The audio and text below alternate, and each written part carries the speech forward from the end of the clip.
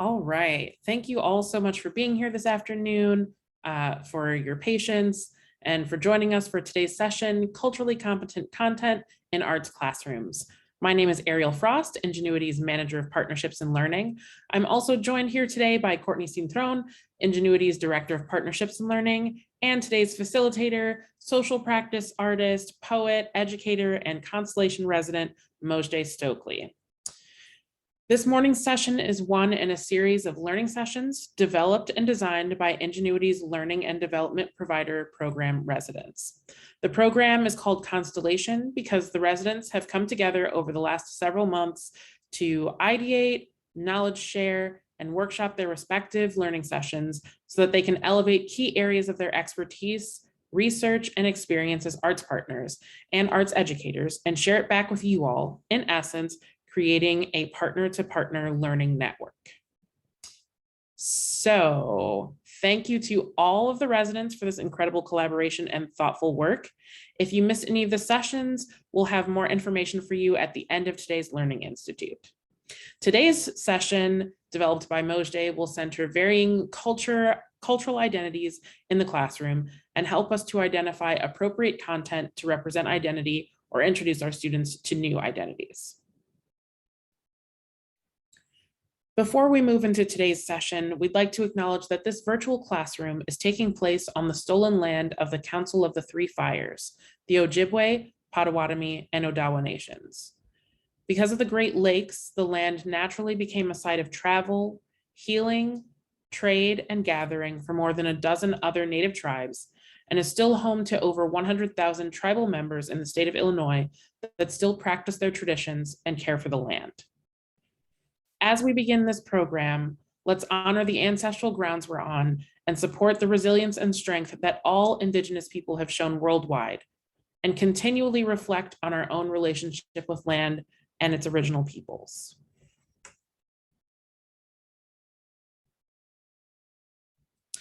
Just a few important notes for you before we begin. If you haven't already, we invite you to update your name with your pronouns and your organization's name.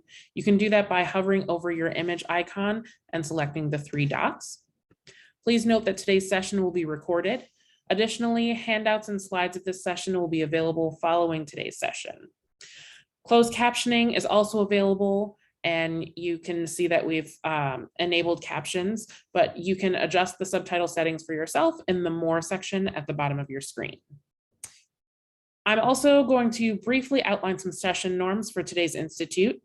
We've divided our session norms into a few different categories. So under equity of voice and learning, we have take space, make space.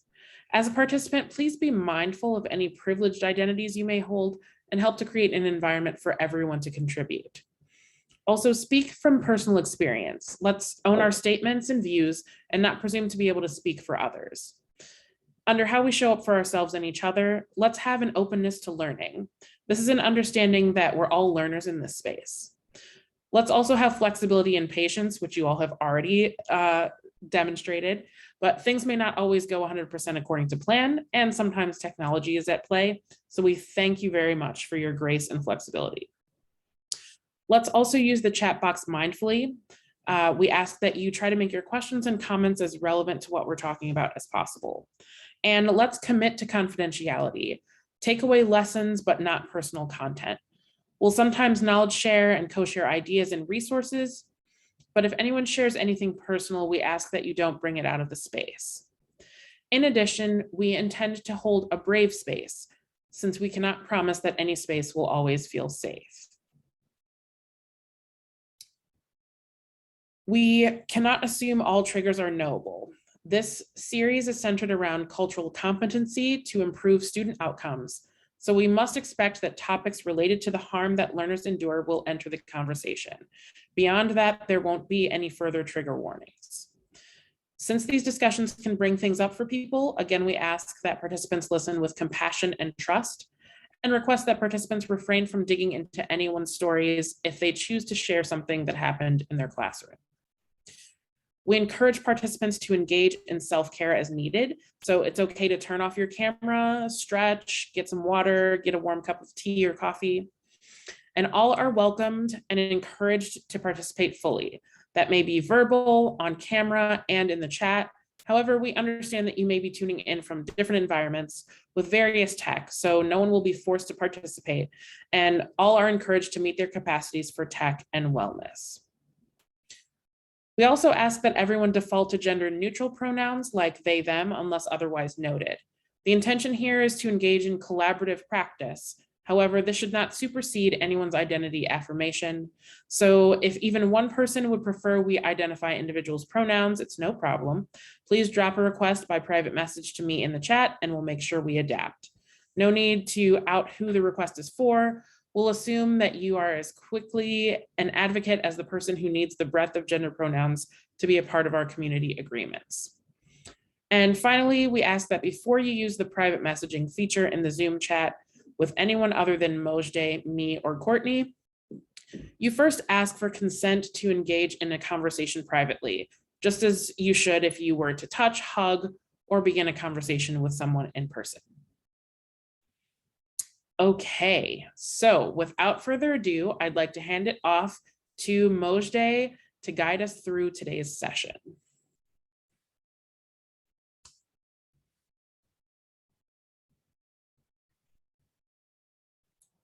Hello, friends.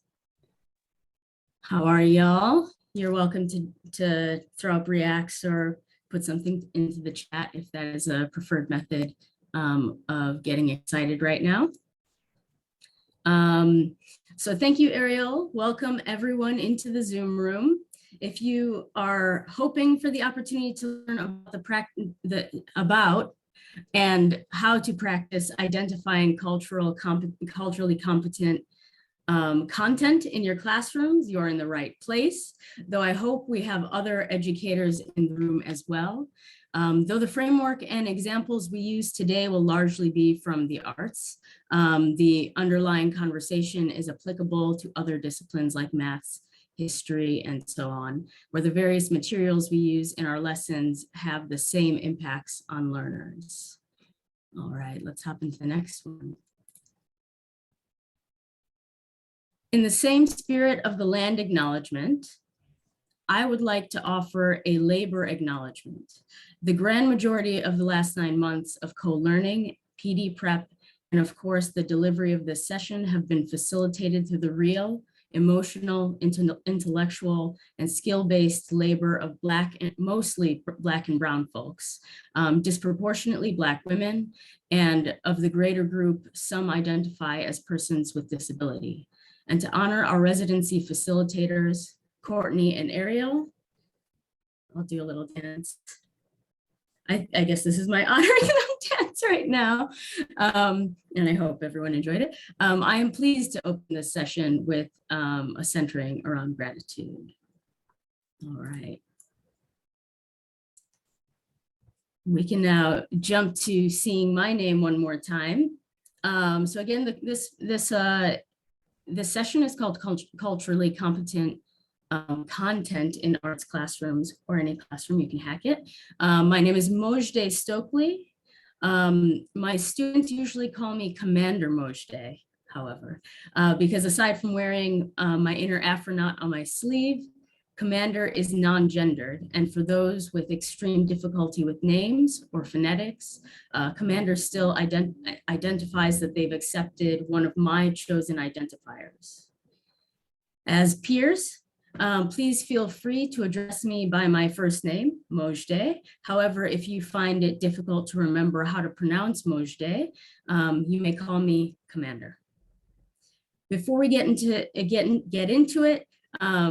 we're going to get to know each other through a low sensory activity in just a moment. I would like to do a little bit of modeling. As an educator and as a co-learner, I like to lean into vulnerability as much as possible, which for me is to be as earnest as possible within my imperfections and whatever brilliance there may be.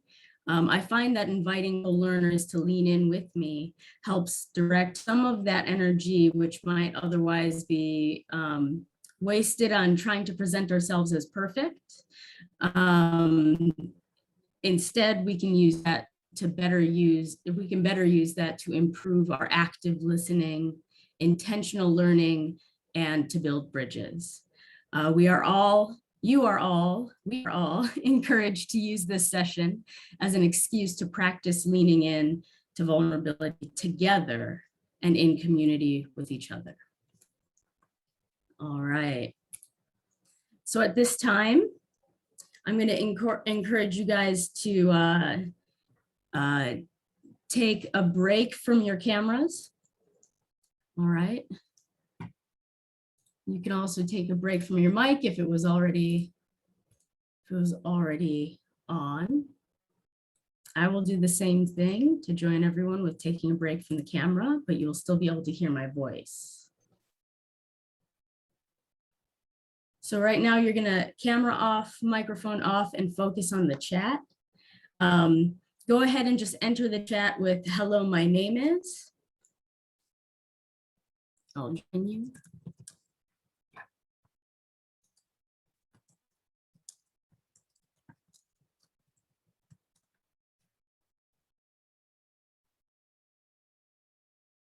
Strong.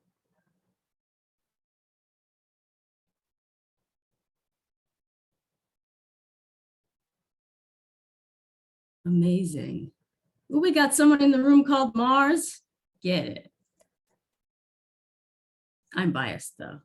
I will out my biases. I'm a space nerd. All right.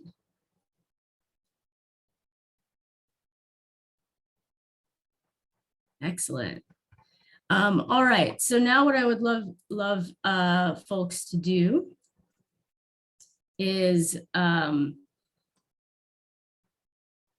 find someone in the chat and add them in the beginning of your message. So let's say I was messaging Courtney. I would say, Courtney, what does your name mean?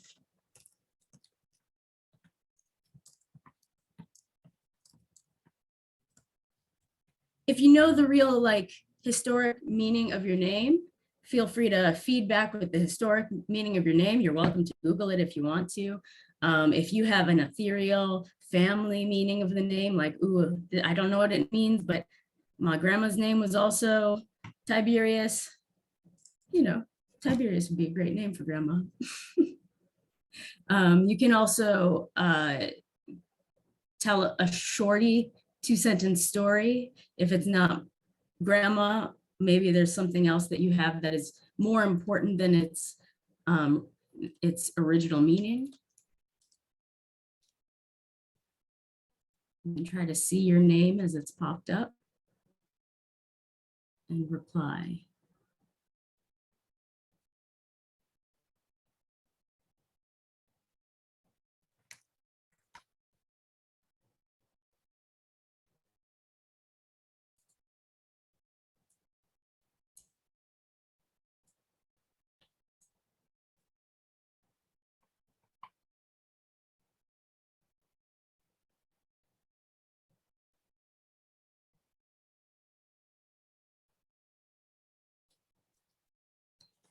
Ah.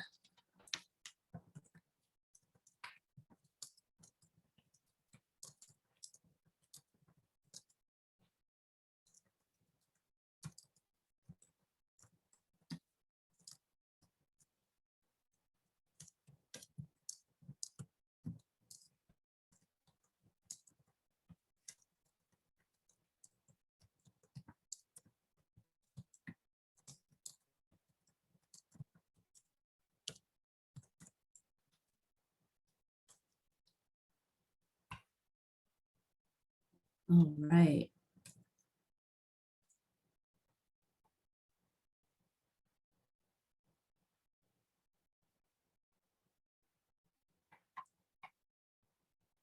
It was a very long list, long stream of names at the beginning. So if there's anyone in the room that no one has asked yet, go ahead and just drop in the chat. What about me? I know it's sometimes hard to keep an eye on all the messages at once. Jewel says French of Julius, as in Caesar, mossy bearded, strong. As in a younger man with soft facial hair. Great, I love this. I'm just reading random ones. There's no way I can read all of them, but I hope you guys are capturing a number of these.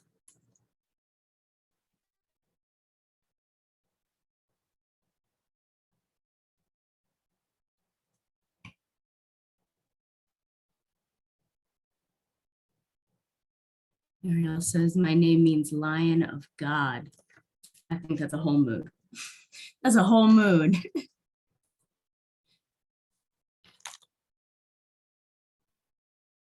Mojdeh's name means glad tidings. Facts. I've also seen Eleni said that Eleni is a queen who left her husband and a war started in her name, the Trojan War. Amanda means beloved. Allison is Scottish noble, and Allison is named after their paternal grandfather. Zara said their name has several meanings, and their favorite is illumination. I love that. I love that.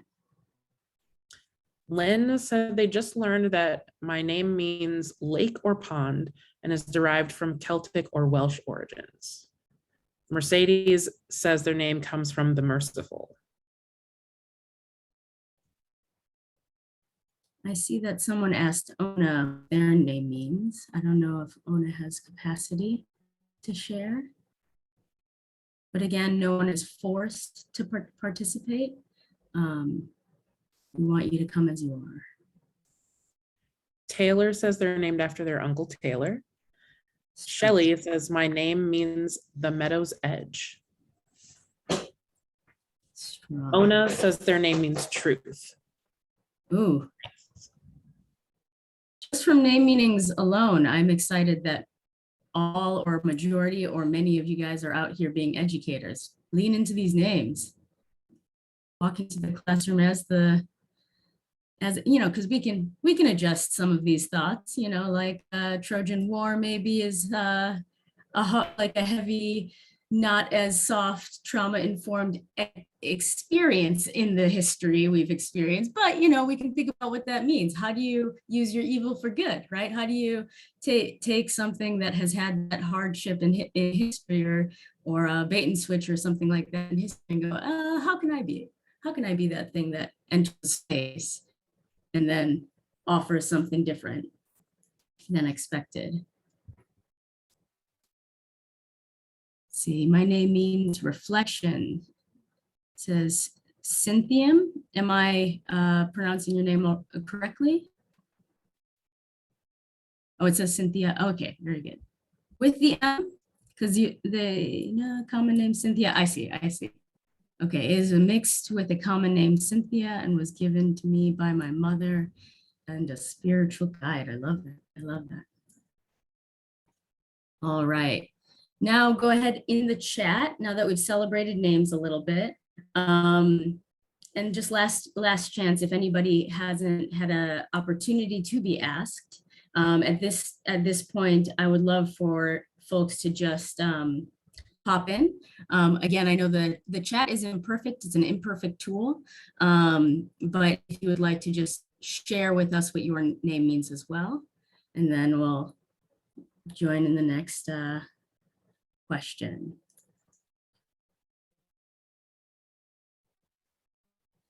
Christina said their name means anointed Christian. Oh, strong. Got some faithy people in the house. I'm into it. By the way, I'm not Christian. I'm a different kind of faithy, but I get down with them also. It's a safe space to out yourself as a person of faith, as long as we are being respectful of all and everyone else in the room. I suppose I can't promise safe space, but brave.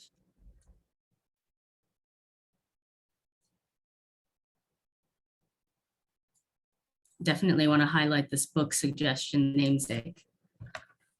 I'm going to add that to my book list that I'll be sending out to folks.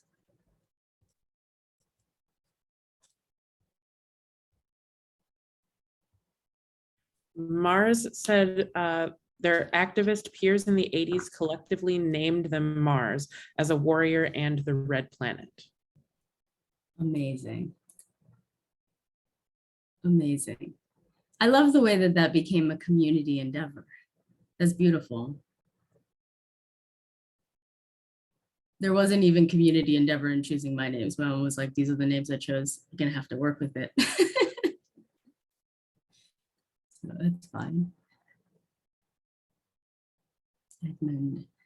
I was the sixth child and my parents ran out of names. So priests at Brothers English boarding school asked how Edmund Campion, let me know if I'm mispronouncing, was doing when he'd see my parents' mother after just canonized saint, after just becoming canonized saint, who had gone there. That's amazing. Or just canon, yeah, I think so. Great. Amazing. All right, y'all can feel free to continue to add anything about your name that you just want to share at this point. The next question I have for you is, when was the first time you recognized someone having a response to your name? It's a very vague question, but the first time you remember someone recognizing, or you recognizing someone having a response to your name specifically.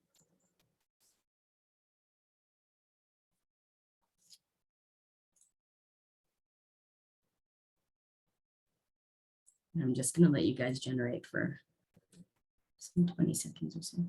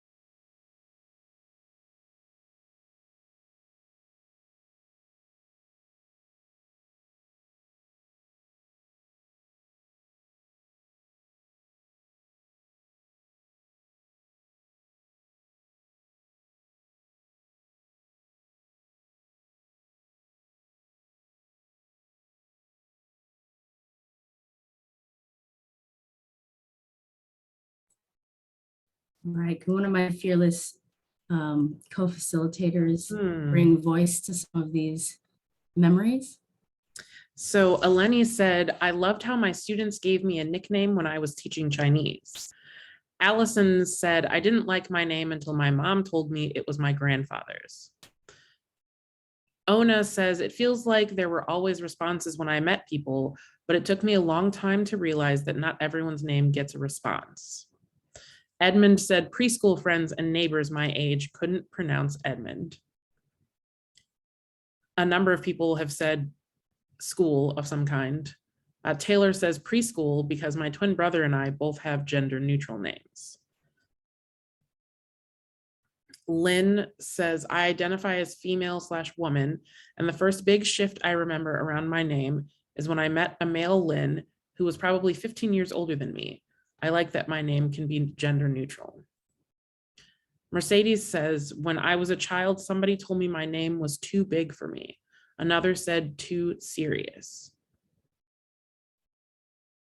Eleni says their name was my grandma's name from dad's side.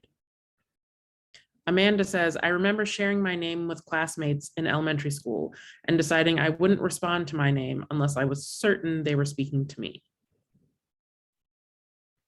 Shelley says in elementary school, when a lot of people either misspelled it or assumed it was short for Michelle.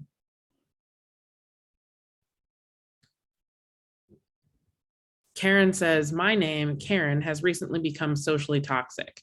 However, I was named by my mother, who wanted me to have a Jewish name as she has one herself. My name makes me feel close to my mom. Jules says, I remember others thinking my name was Jules, as in like jewelry, and either making fun of me or thinking it unmanly and weird. Mercedes says, also many asked me why I was named like a car. Courtney says, probably when a substitute teacher in elementary school called me Corky. There's also a big consonant cluster in my name that I noticed was difficult for many in my family to pronounce. Alva says, although my name is simple, people often have difficulty pronouncing it. And Karen also says, my friends made fun of my name when I was little because it was not a common name in West Africa. I also, so I was surprised very recently when someone said my name for the first time without having heard it, just reading it. And said it correctly and didn't hesitate at all. That hesitation bit. You can't see me. I've got that two fingers over my eyes thing going on. Mm-hmm. You guys can just imagine for the moment. I see you, in other words.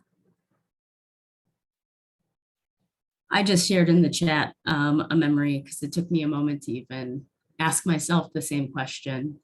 And I think the first time that I remember was technically in second grade, but we remembered in the exact same way in third grade, because I used to really enjoy writing all three of my names, because my first name to me didn't mean that much. And my parents would call me by my first and middle name together, my middle name being my religious name.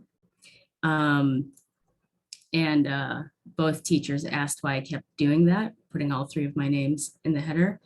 And I thought I was being sneaky. By the time I got to third grade, I was like, she'll never know. She'll never know that I'm doing this again. But without fail, I was asked to stop putting my middle name on things.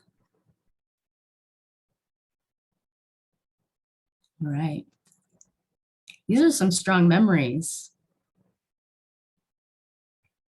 All right, now what I'd love for each of you to do is find someone in the chat and ask them a question about that memory.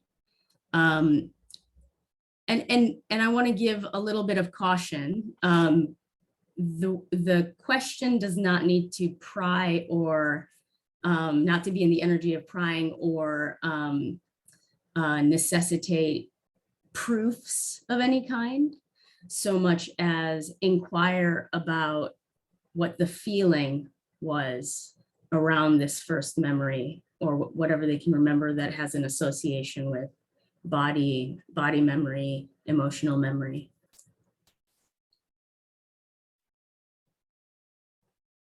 If you can't think of a more nuanced question that is in that world, it is okay to simply select someone and ask, how did that make you feel?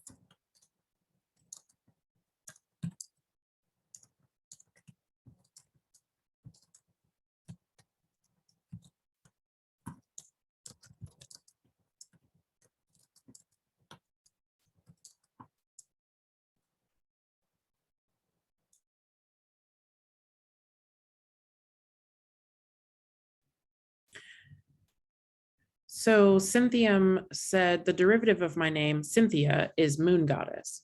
My name was always shortened to Cynthia because it was easier to remember. No one took the time to really say it.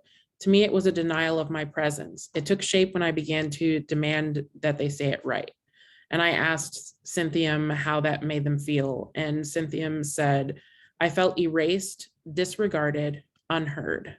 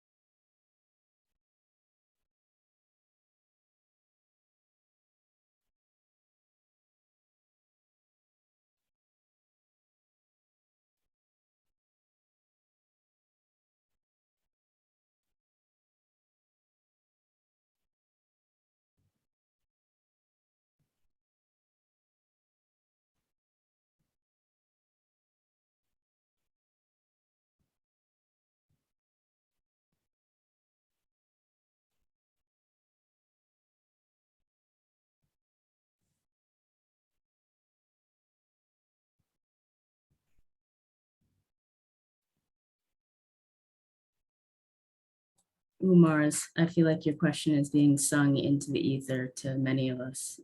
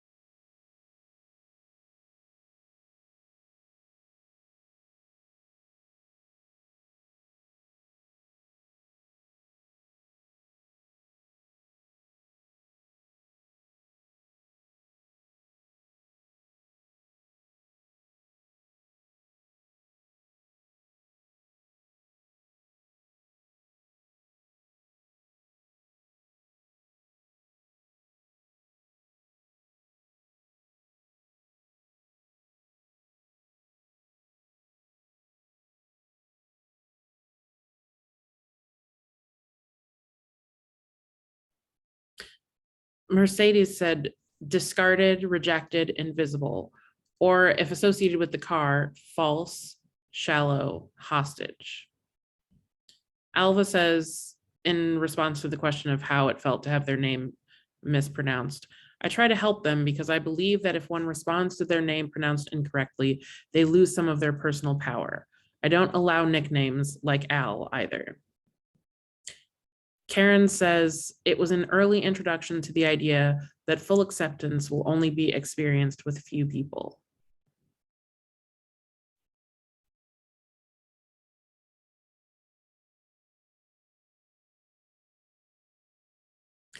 Cynthium said in response to the question of how did it make you feel to demand people say it right? And they said, I felt empowered, validated, loud, present, ready to stand and take on the challenge of making a difference. Mars says, my warrior name is my shield and I'm proud of it. When billing agencies and doctors insist on using my birth name, it feels like they're talking to the little abused child who was given a name left over from her big sister.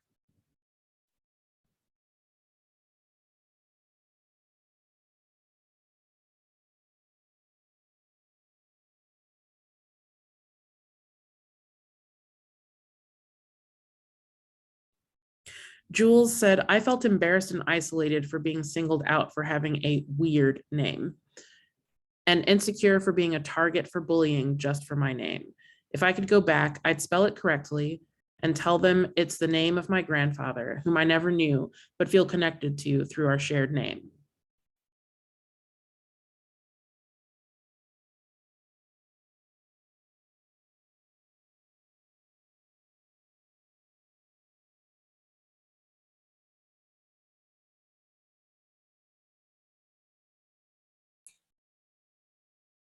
Is there anyone that got missed in being asked about their response? You can go ahead and drop in the chat, pick me.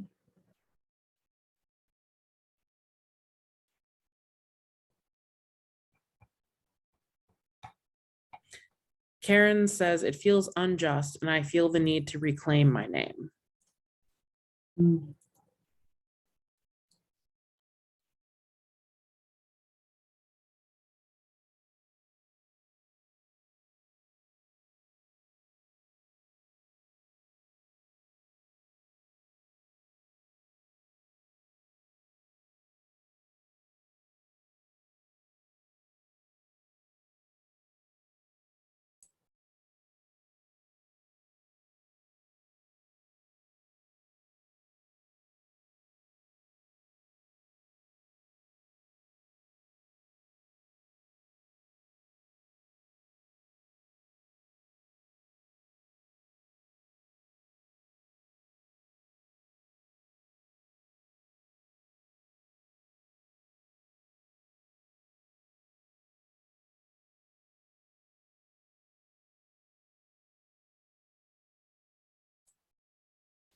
Ariel, how did that memory make you feel in the moment?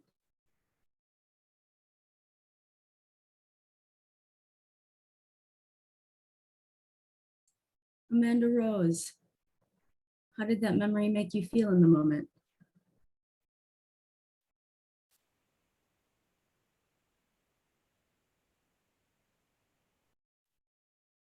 Mars, my name means Lion of God. And when I encountered someone who said my name correctly without hesitation, I felt shocked, then buoyant, and then elated.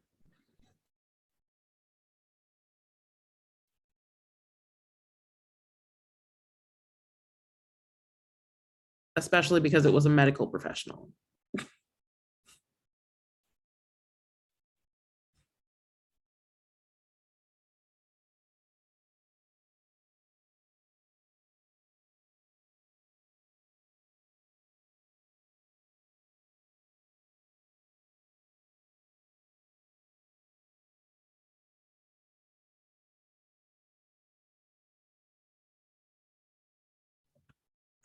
Oh no, I don't mean to laugh, but this made me laugh. When people mispronounce my name, I'm mostly confused. It's 3 letters and people learn to pronounce Tchaikovsky or all the Game of Thrones characters. Mars, I'm glad that made you laugh too.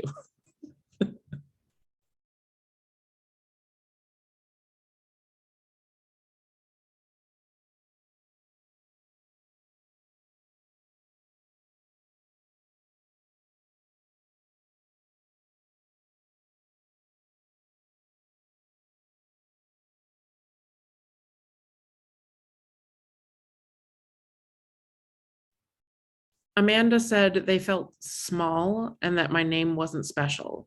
Now it's kind of a shield knowing they may not be talking to me. Cool.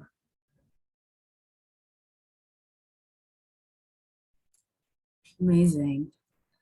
All right, thank you guys for sharing. All right, we're gonna explore a little bit more, but now I'm really excited that we have a little bit more framework for a part of us that most of us don't really shed. If you walked into the room and that's the name you shared, or that's the name you logged in as, it's probably a part of your present identity to some degree. And if you logged in on your work email, some of your identity, if that's not the name you go by. I will quickly ask if anyone did log in on a version of their name that they don't really mess with.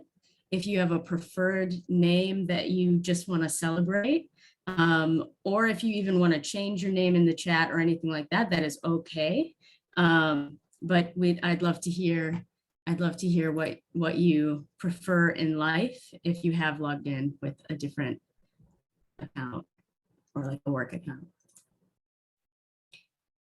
And while y'all are doing that, all right, I would like y'all to, before we continue, make sure you have a document open or notebook or your very, very active mind if you are in this PD while you're driving across the country. I know how we do it sometimes. Sometimes we get into these Zooms while we emotion. But if you have capacity to take something out to take notes, super helpful. The far, far left third of your page, if you're on paper, I just want you to like section that off, draw a line. So 1/3 into the page, you're drawing a line, and you're going to leave that little 1/3 alone until we talk about it again later.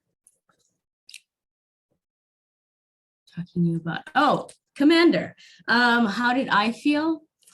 Well, obviously year 2, I felt like I needed them to know what this name is.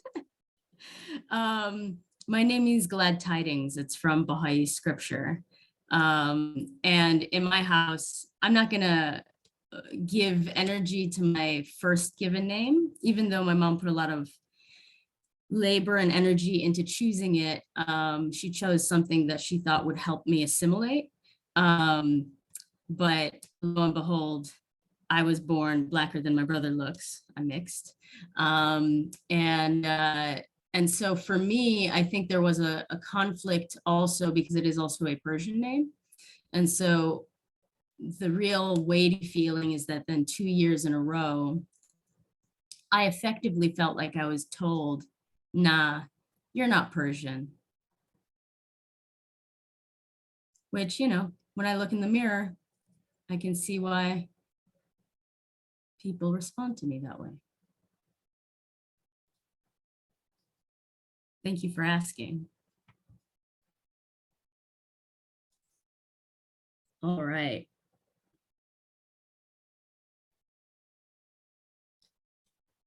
Has everyone gotten their names in the chat? Okay, cool. Okay. I'm going to assume that that was enough time for you guys to get your notepads or whatever. For those of you that don't have a piece of paper and you're working in a doc, sorry, I didn't mention this, just give yourself a little header that says the third at the top, and then give yourself a bunch of tabs down or entries down so that you're leaving a gap, and begin. This will be the area that you begin your regular general kind of notes going forward. I encourage you guys to take notes throughout the rest of the session. And we may come back to those later, but either way, they will be there with you and for you to endure, but especially in case any thoughts come up, any divergent thoughts, any brief moments where it's like, this isn't the conversation, so I'm not going to turn on my mic and say a thing. I want you to write those things down. Every divergent thought. If there's anyone ADHD in the room, today is your superpower day, you know? If there's anyone with PTSD in the room, sometimes that's how our brains be too. Superpower day. Thanks for sharing. Yeah, you're very welcome. Thank you for asking again. All right, so the next thing I'd like you to do is, these are some borrowed questions that I wasn't going to use, and then I got really excited about them as I moved forward. So I would love for you to take a moment to describe, just like in 2 or 3 sentences in your notebook first, what the neighborhood you grew up in was like. Just you don't have to write full sentences. You're just brain dumping. What was it like? Who was there? Yeah. What kind of people? Were there trees? Were there tall buildings? Was there a park nearby? It'll take about a minute or 2 for you to, just a minute actually, for you to brain dump that.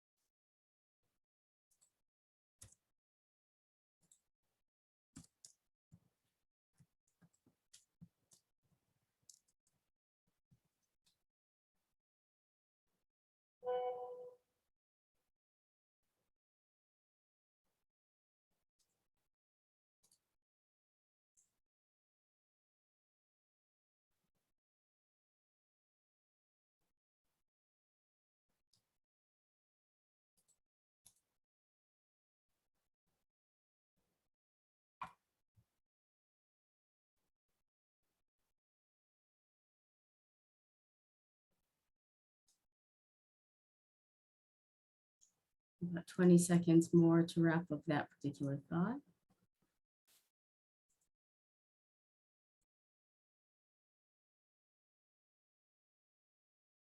If you grow up in many places, feel free to jot that down as such. You can just break it down into a bunch of little things.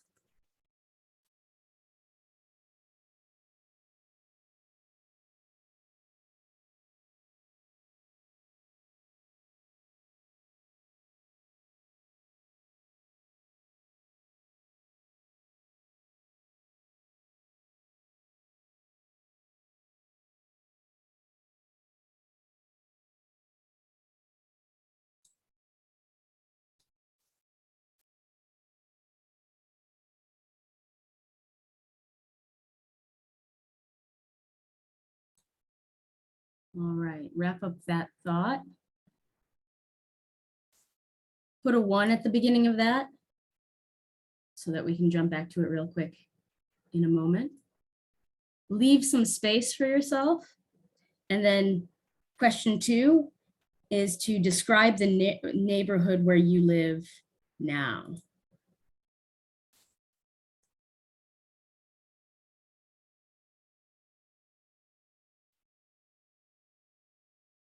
And we'll do 1 more minute again.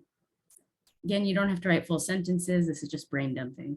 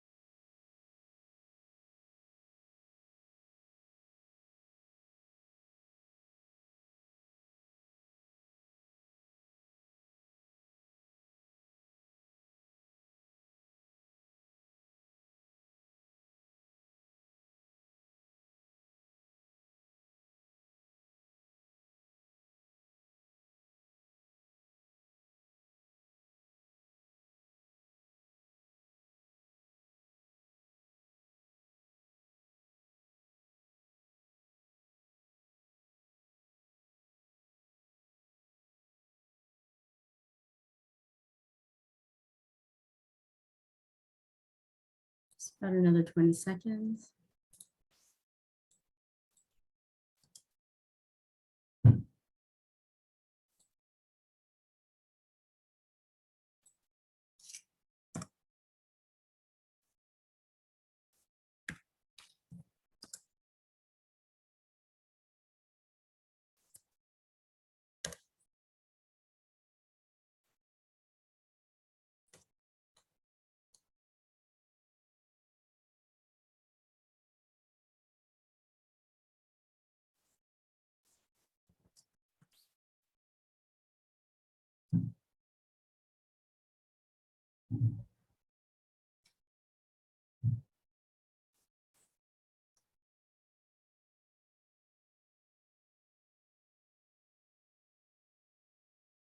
All righty. The next question is, aside from family, write the first 3 people that you remember spending time with. So aside from family, write down the first 3 people that you remember spending time with.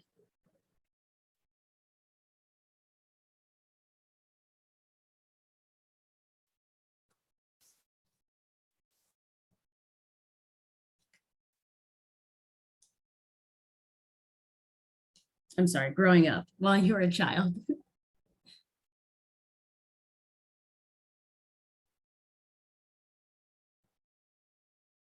All right.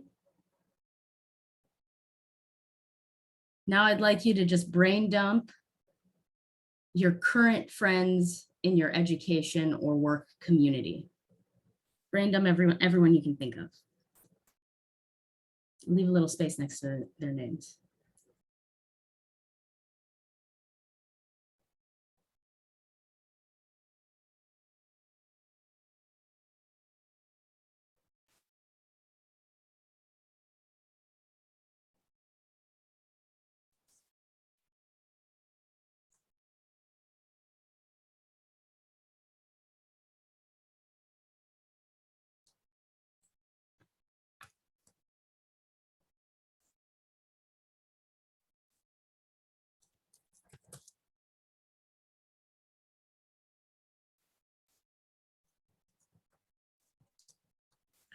Mojdeh, can you repeat the last question that you said?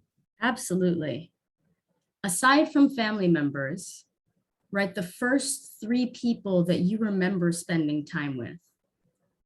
And I can elaborate. So people you really spent time with. So maybe close friends that would come over after school, someone in the community that you would always gravitate towards because you knew them from church or synagogue or mosque or something like this.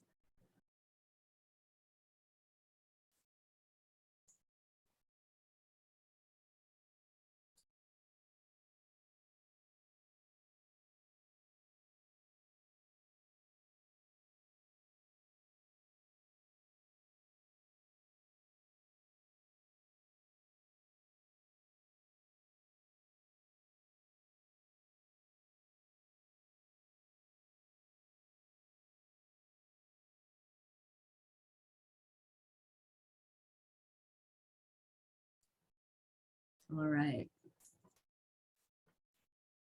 Next, you're going to write down, and this is number 4, friends, if you have been numbering, because we will come back to these by number. 4 is, oh no, 4 is my current friends. Did I miss you, Karen? Or did we already say friends in our educational or work community? Okay, so just to clarify, 3 was aside from a family member, 4 was my current friends in my education or work community, which I think we did. And then 5 is current friends in general. Just brain dump like the core group. We all know y'all got like 5,000 Facebook friends, but your core group. Let's max it out at 10. Like if no one else could come to your wedding, these be the people.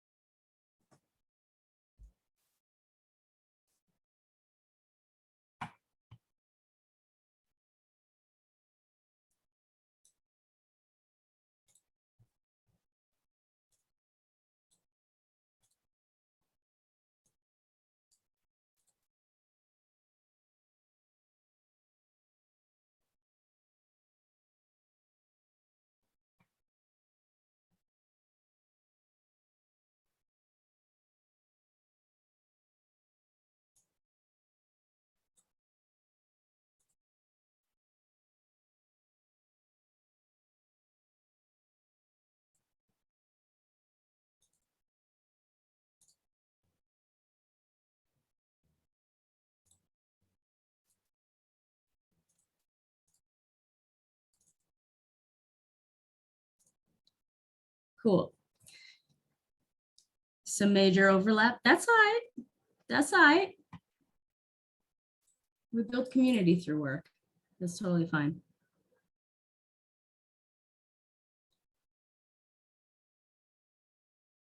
All right. For the last question, and again, leaving space next to all these different names and people,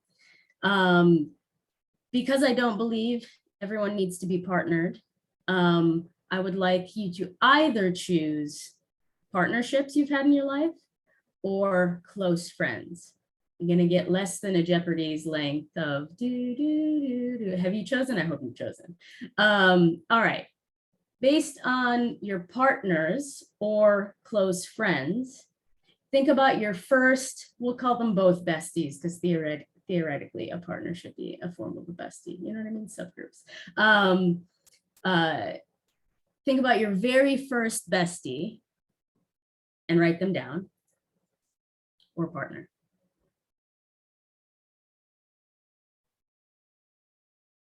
And then your most recent bestie or partner.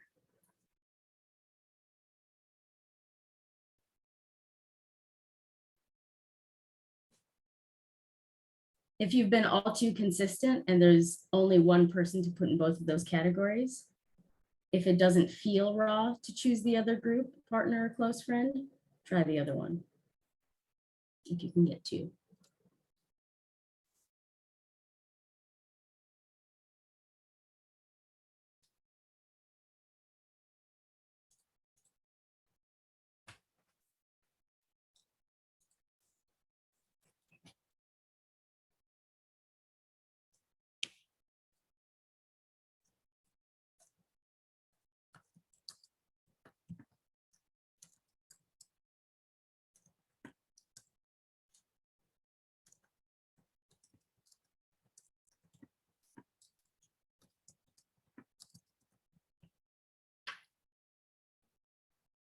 I mean, Ariel, you just bringing it.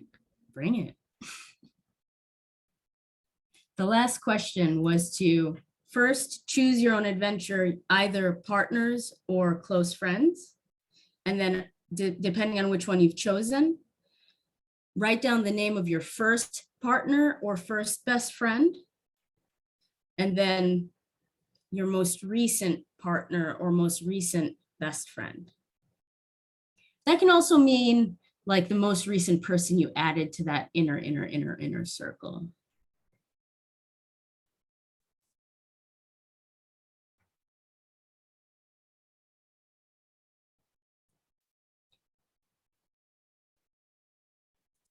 All right, drop in the chat if you need another moment to think.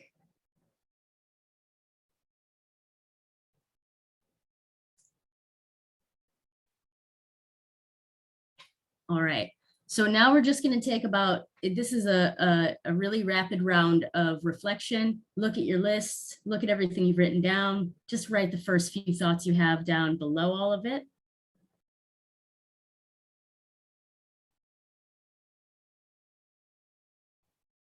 First few thoughts. You can write them as bullet points. Trying to get rid of bullet points out of my language, so we'll say focal points.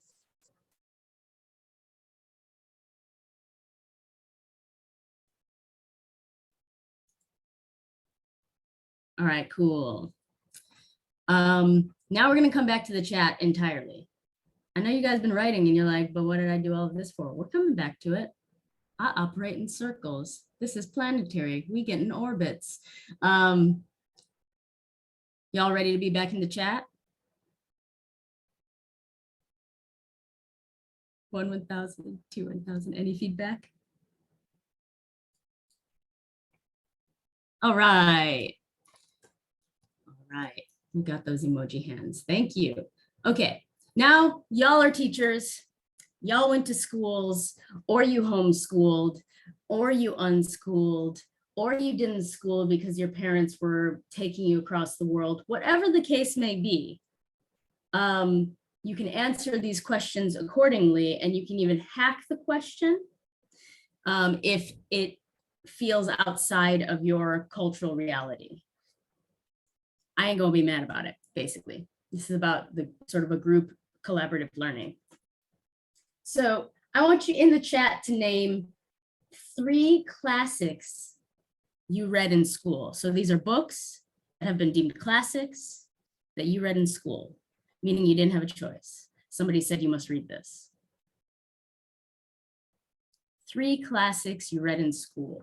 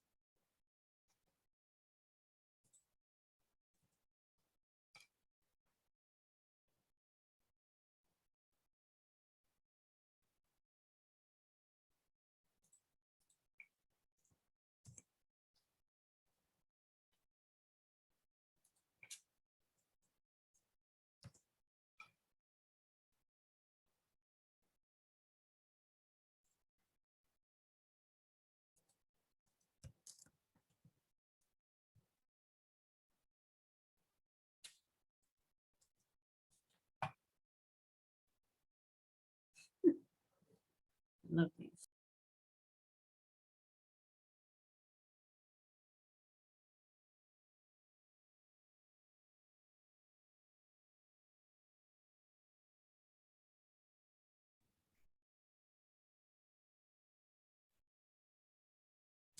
So far, I've seen The Color Purple, Fences, Great Gatsby, Black Boy, Catcher in the Rye, Lord of the Flies, The Hobbit, The Giver, The Lion, Witch, and the Wardrobe. Yay for Amanda. They got to read a lot of fantasy.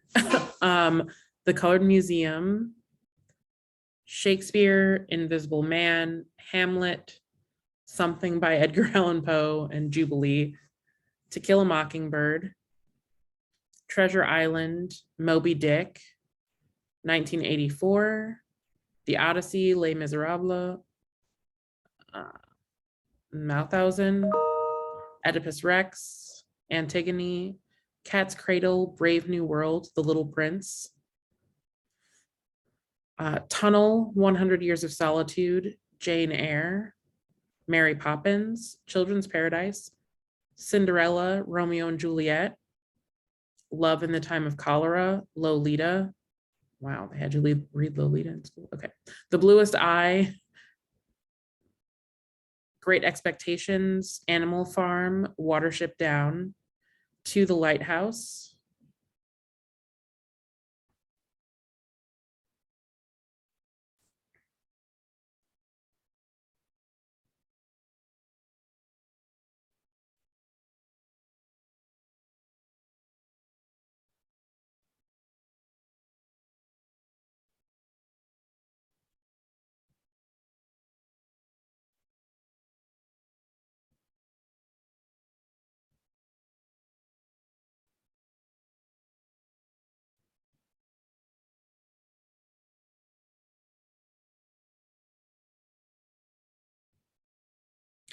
Alva says all of the above plus many, many more. We got a reader. Well, Alva, were you reading all of those because your teachers told you this is the assignment? I still want to celebrate that you're a reader, though.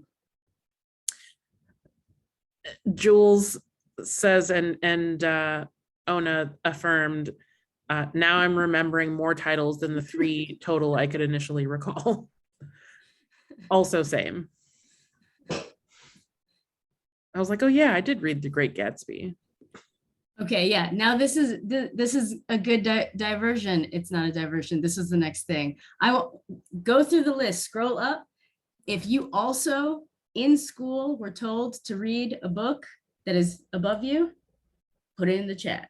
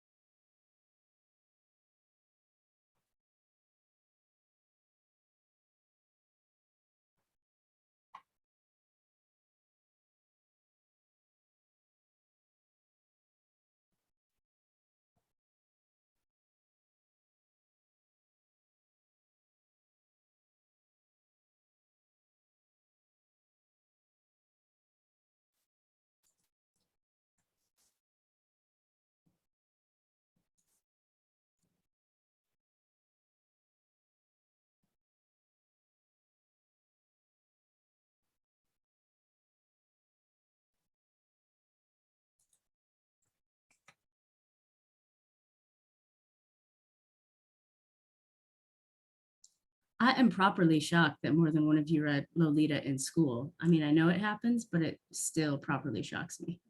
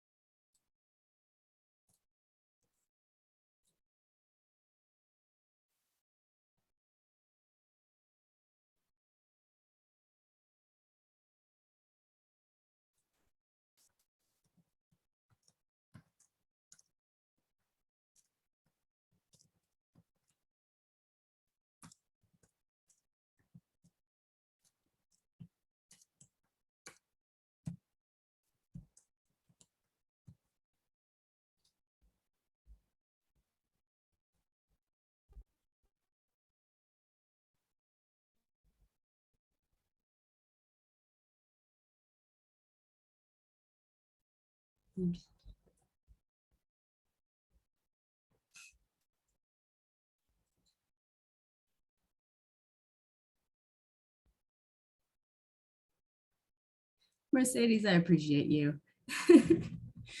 To impose doesn't matter. If it has a book spine, you got it.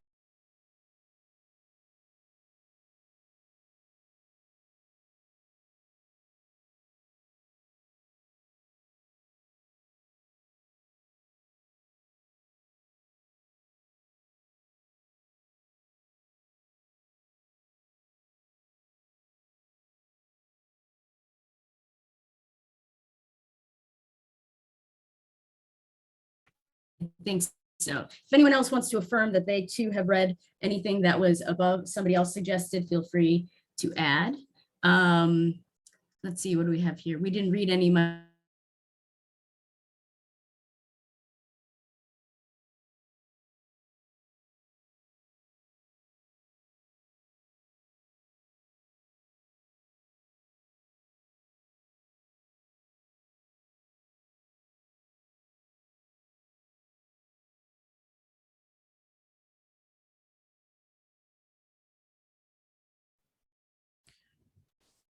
Mojdeh, I think we might have lost you. So hopefully we get you back.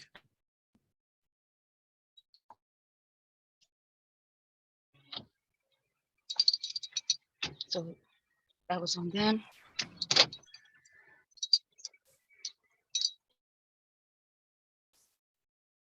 Sorry, y'all. I lost the connection for a second, but I am back. All right.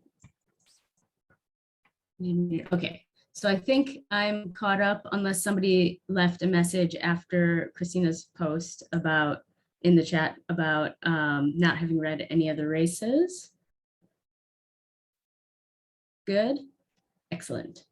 I would love for you as an educator, as a person who has been educated at various points in your life in various ways, and in various types of schools, even if we even compartmentalize the American style school as elementary, middle, and high school, you at least have had those three types of experiences, at least, likely. I would like you to define classics as you for a student. So if a student is saying, okay, we got to read this book, and then you're like, yeah, you know, but why? And you're like, it's a classic. But what's a classic? How would you respond?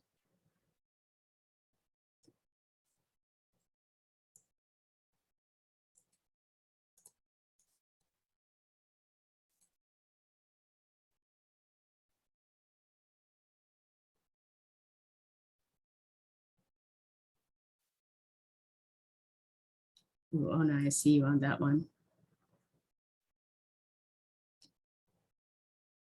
I was beside myself when I saw either of my people in schools at some point.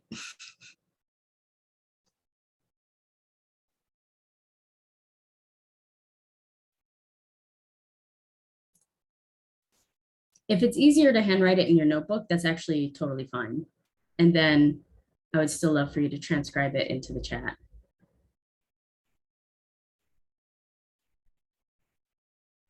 And of course, if there's anyone that's been struggling with the chat up until this point, and you would like to share verbally, that is a-okay. I'm sorry, I didn't mention that earlier. I know technology is imperfect.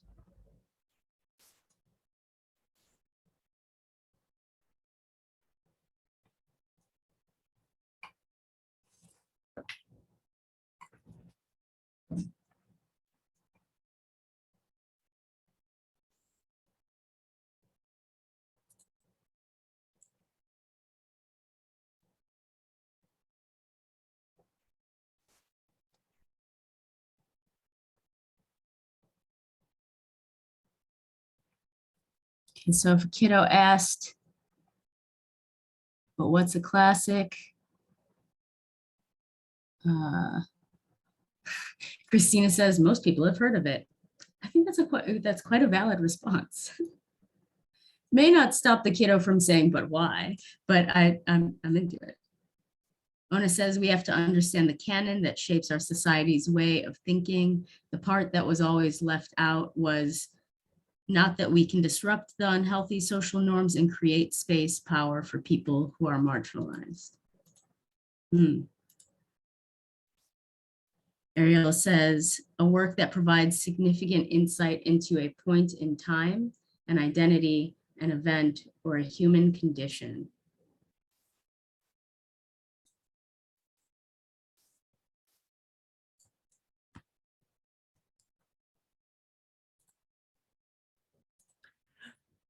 Jules says part of the white Western European English language literary canon as defined by white Western European English teachers. Oh, you ain't wrong. Mercedes says books that have left an imprint in the world, that have changed the way we think, that show an incredible insight, creativity, writing uniqueness, or bravery, humanity issues. Karen says, I think that classics refer to a category of books that educators believe will set a standard of shared thinking and shared references among those who are seen as educated. Those who are seen as educated. That's a whole mood. Amanda says a classic is a book that was written generations ago that allows us to learn from the authors of that time. Most books only become classics if they were lauded by those in power. These books shaped the education of your elders, so they will help you to understand them. All right. Education of the elders. These are also facts. All right, based on some of these definitions, I'm just gonna no value add. I'm gonna pull out a couple of these definitions of classics that are a little bit different from each other. Again, no value add. I'm just looking for a slight difference between suggestions. So one person said, where is it? Where did I go? Oh no, hold on. Let me find the specific one. Yes. Yes. All right.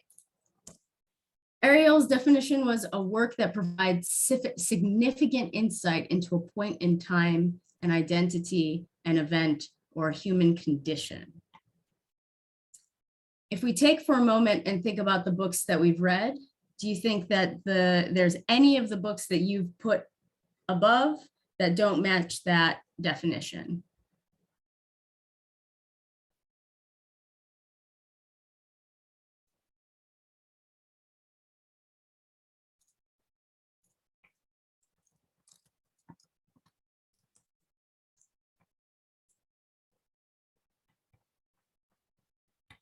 So that is point in time, identity, an event, or human condition. It's actually pretty broad and pulling in.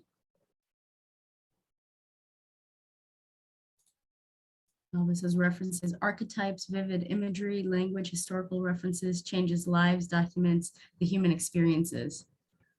I'm really loving some of your definitions for what a classic should be. Elementary school readings were classics, authors, Poe, Shakespeare, T.S. Eliot, Keats. Classics in my family were Miles Davis music, strong.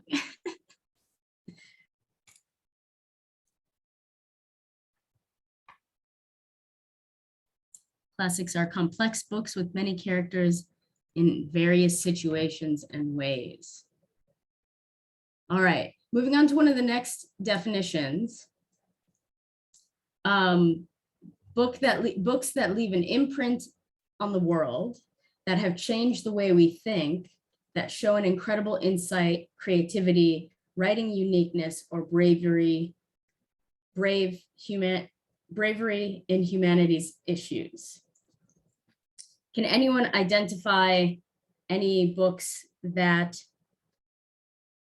do not meet this criteria for the ones that you named above, that are really like, these are classics? Okay.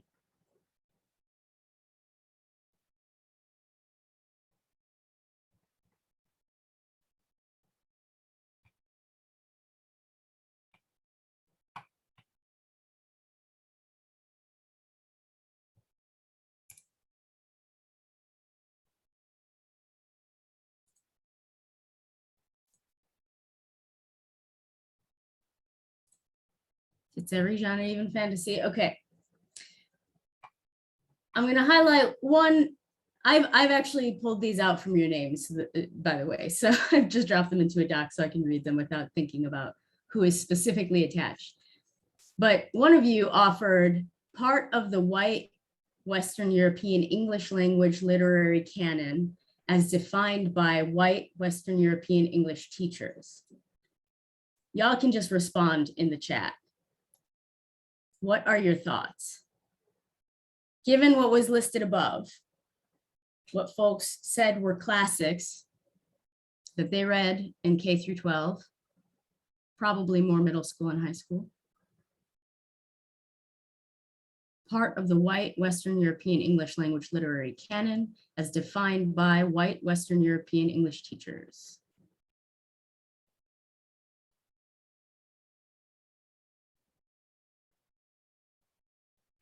So far, we have an agree and an agree. Even Black Boy. You're probably right. I'm trying to think about who wrote Black Boy.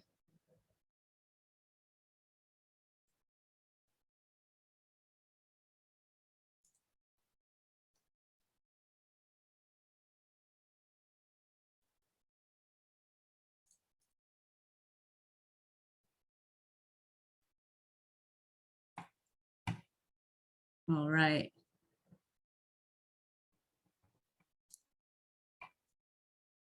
I know some of you got, well, let me see here. As far as I know, the that matches perfectly. We didn't look up the race or backgrounds of the authors. Interesting. We did not. It was given to me by a white English teacher and was legitimized by the white gatekeepers. Fair enough. I was reading lately that in colonialism, the powers were trying to create a brown person while sensibility with white sensibilities in literature. We can just say preach on that one. We could say preach on that one. All right, so we're gonna do another, so just kind of hold that stuff in your brain a little bit. We're gonna do a quick round. I want you guys just to brain dump the first time you saw a Black person on TV or a person of color on TV, what their role was. Were they actually played by, do you think they were actually played? I know it's imperfect. Do you think that they were actually played by a person of their actual representative group or the group they're representing? So if you don't perfectly remember the name of the show, you can just give us a little like, I think it was from the 70s. This was the situation.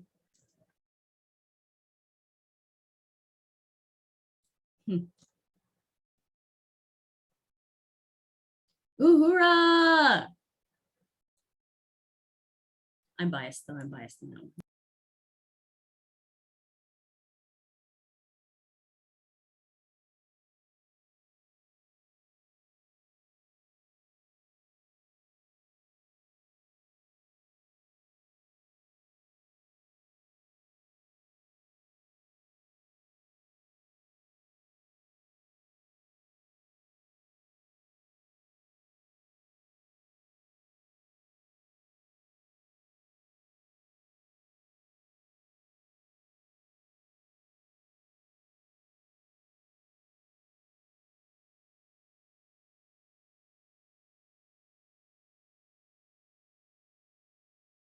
Today, I see.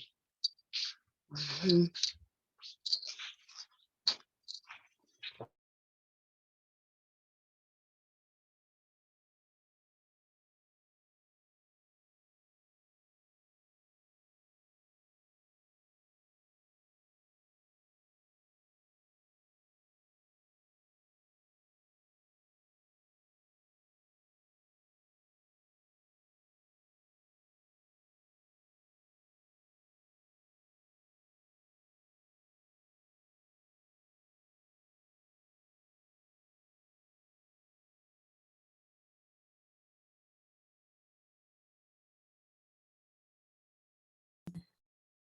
Sesame Street, okay, all right.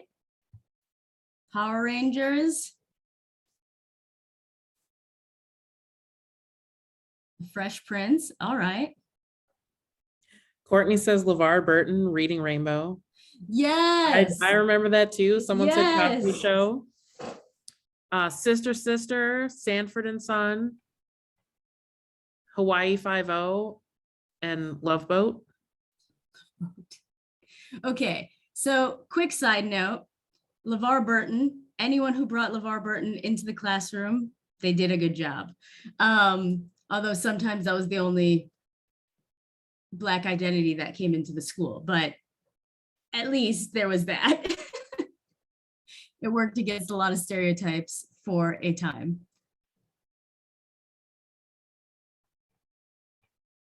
Mr. Rogers, yeah. I think the cop was the Black fella in Mr. Rogers, which is complex. Nichelle Nichols, Bill Cosby, Flip Wilson. Okay.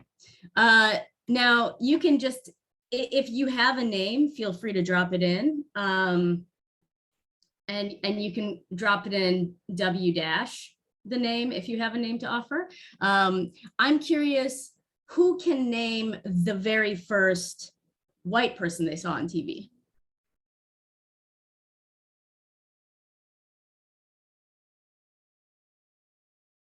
Give me that white dash or the W dash though, just so that we can distinguish.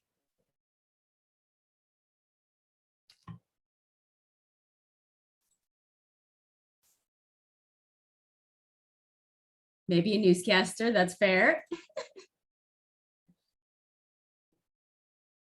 Mm-hmm.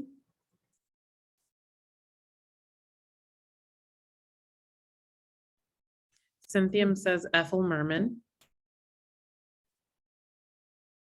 Y'all be seeing those newscasters so early. Amanda says probably Sesame Street. Jules says Mr. Rogers, maybe. Mm-hmm.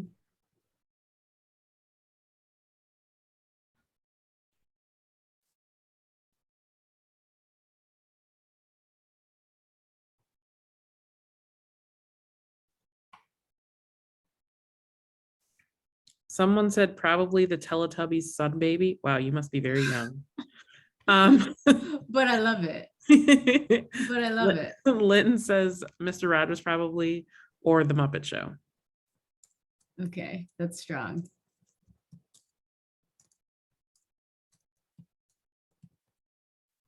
Christina says my mom loved MASH, but I'm sure more before that. Strong. Just basically the whole cast. I think there's 1 or 2 people of color, though I think it's supposed to be in Vietnam. Is that correct? Actor Chadwick fought to have Black characters portrayed in complexity. Yeah. Courtney says maybe Bob Ross. Jules says, or maybe Julia Childs, my favorite TV person at the time. Okay. All right, these are great. You guys can keep dropping stuff into the chat as much as you like. I'm gonna ask you guys now to go back to your notebook, but have this chat of classics in your mind. And you can consider, number 7 will be the classics that you listed.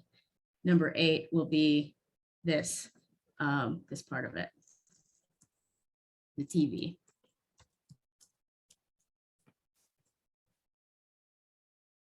All right, is everybody back at their notebooks? If I can get an affirmation in the chat.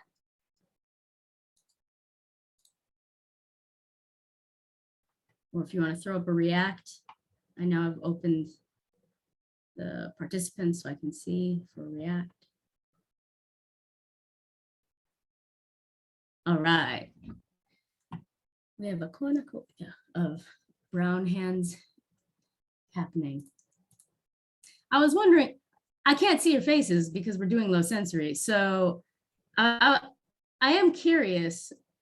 I'm curious how many of the brown emoji hands that came up just a moment ago, if that was where majority of the brown related texts for like those schools were being read. Curious.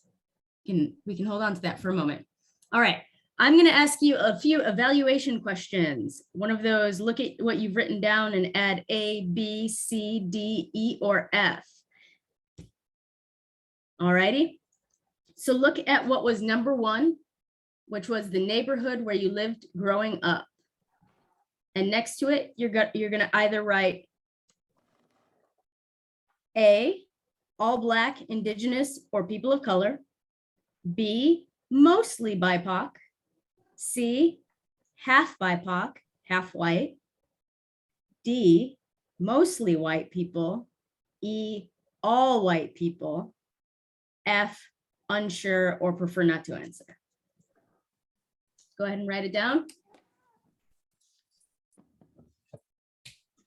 And I'm going to read through them each time. So if you need to remember again, you can just write the letter next to the one you just missed if you need to hear them again.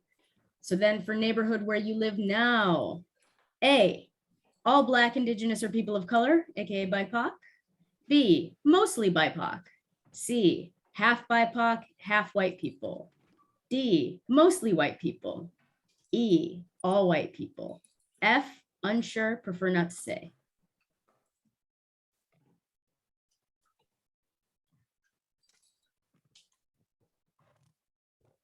Third question was, when was the first time you remember someone? Oh wait, no, I'm so sorry. So sorry, that's the wrong three. 3 was, aside from family members, write the first 3 people that you remember spending a lot of time with. A, all BIPOC. B, mostly BIPOC. C, half BIPOC, half white people. D, mostly white people. E, all white people. F, don't want to say. Whatever, for whatever reason. All right, next question is, for my current friends in my education or work community, A, all BIPOC. B, mostly BIPOC. C, half BIPOC. D, mostly white people. E, all white people. F, unsure, prefer not to answer.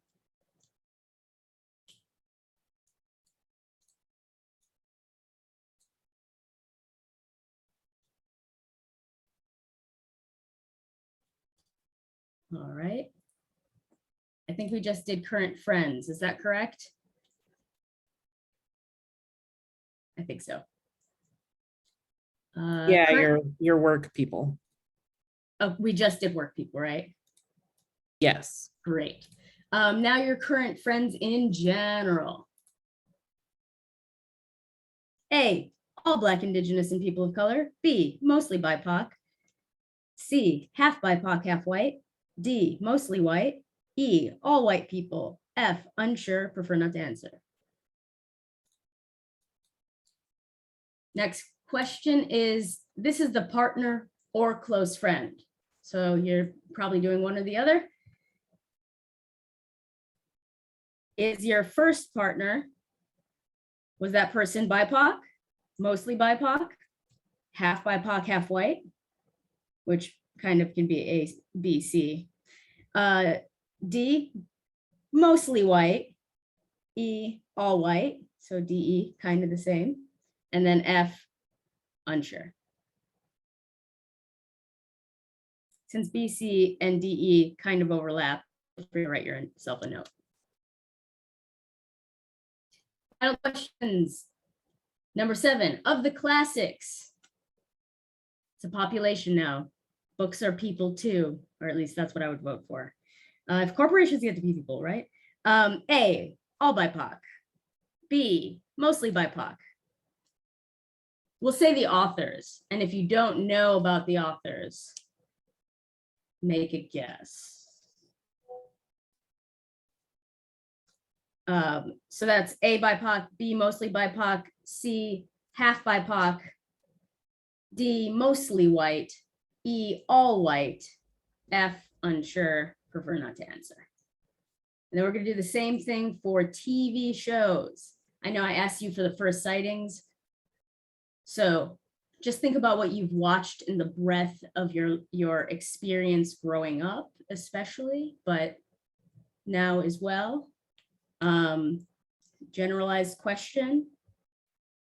Is the media you are watching or watched growing up A, all BIPOC, B, mostly BIPOC, C, half BIPOC, D, mostly white people, E, all white people, F, unsure, prefer not to answer. And then write yourself a note if there's been significant change between the beginning of media watching and now.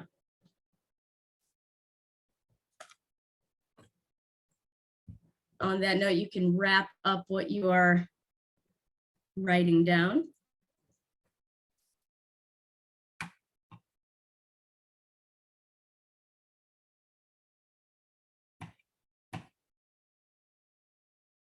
All right, you have arrived at your destination. Thank you for going on this journey, on this mission, and using your chat command form of communication with everyone. At this time, hold on one second, let me jump back.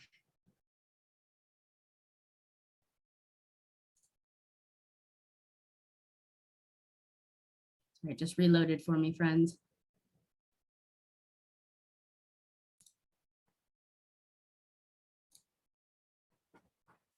Great. I encourage you to finish your current thoughts in the chat and come on back. If you are not ready to turn on your camera yet, feel free to acknowledge your return by chat or emoji, just so that I know y'all are here, but you've been pretty active, so I'm sure y'all are here. And then this is an excellent opportunity for folks to stand up, take a moment to stretch and so forth while I tell you a little bit more about myself and then the frameworks for the remainder of the PD.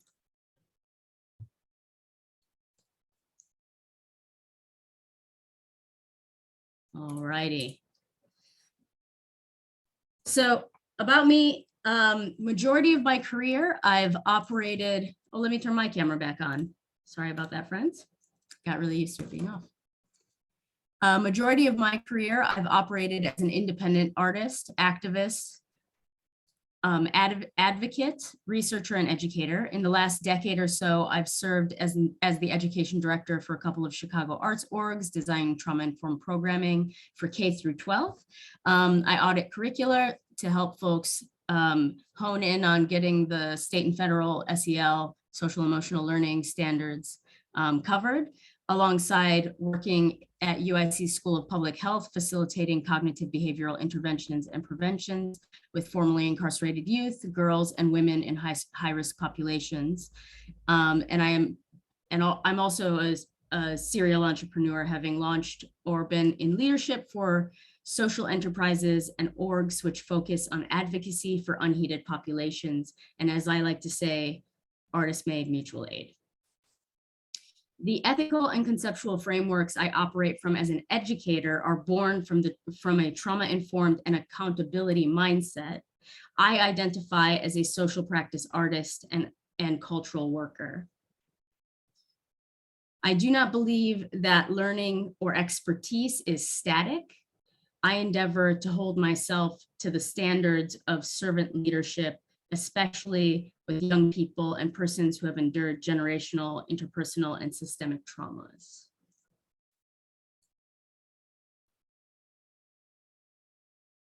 All right, we can pop to the next slide.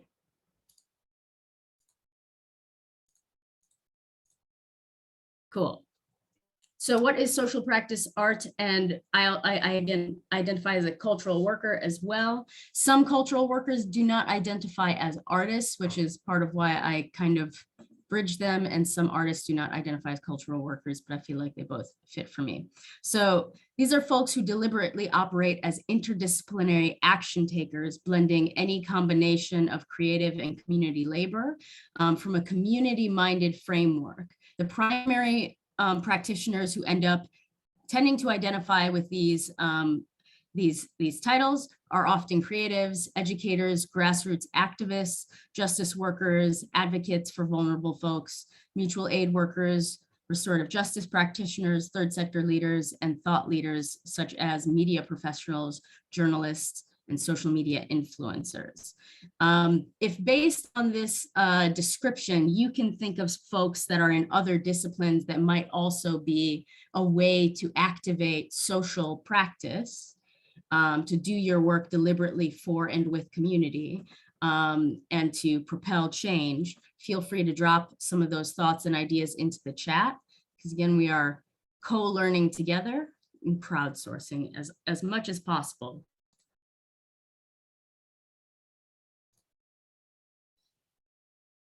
We can pop to the next one. So I identify as a trauma-informed, well, it's not even an identity. It is what I do. Trauma-informed education is an approach that assumes an individual is more likely than not to have a history of trauma and recognizes the presence of trauma symptoms. It acknowledges the role trauma may play in an individual's life, to emphasize respecting and appropriately,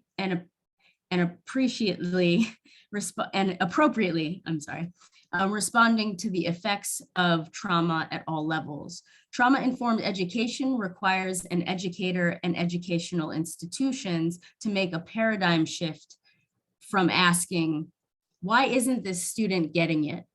What is wrong with this student? To how can I better serve this student based on their needs? Okay, so I'm going to say those once more because they're not on the card. It's about a paradigm shift between the impulses to think, why isn't this student getting it? What is wrong with this student? To how can I better serve this student based on their needs? Okay. And if you have any other thoughts of phrases that come up around you in school, things you've personally thought, we're just going to assume what's happening in the chat are things that have happened around you. Lean into vulnerability, just drop stuff into the chat. What are things you've heard folks say that definitely feel like they're placing the burden of responsibility to be some kind of person on the kiddos in school? And what are some alternate ways folks can respond to kiddos?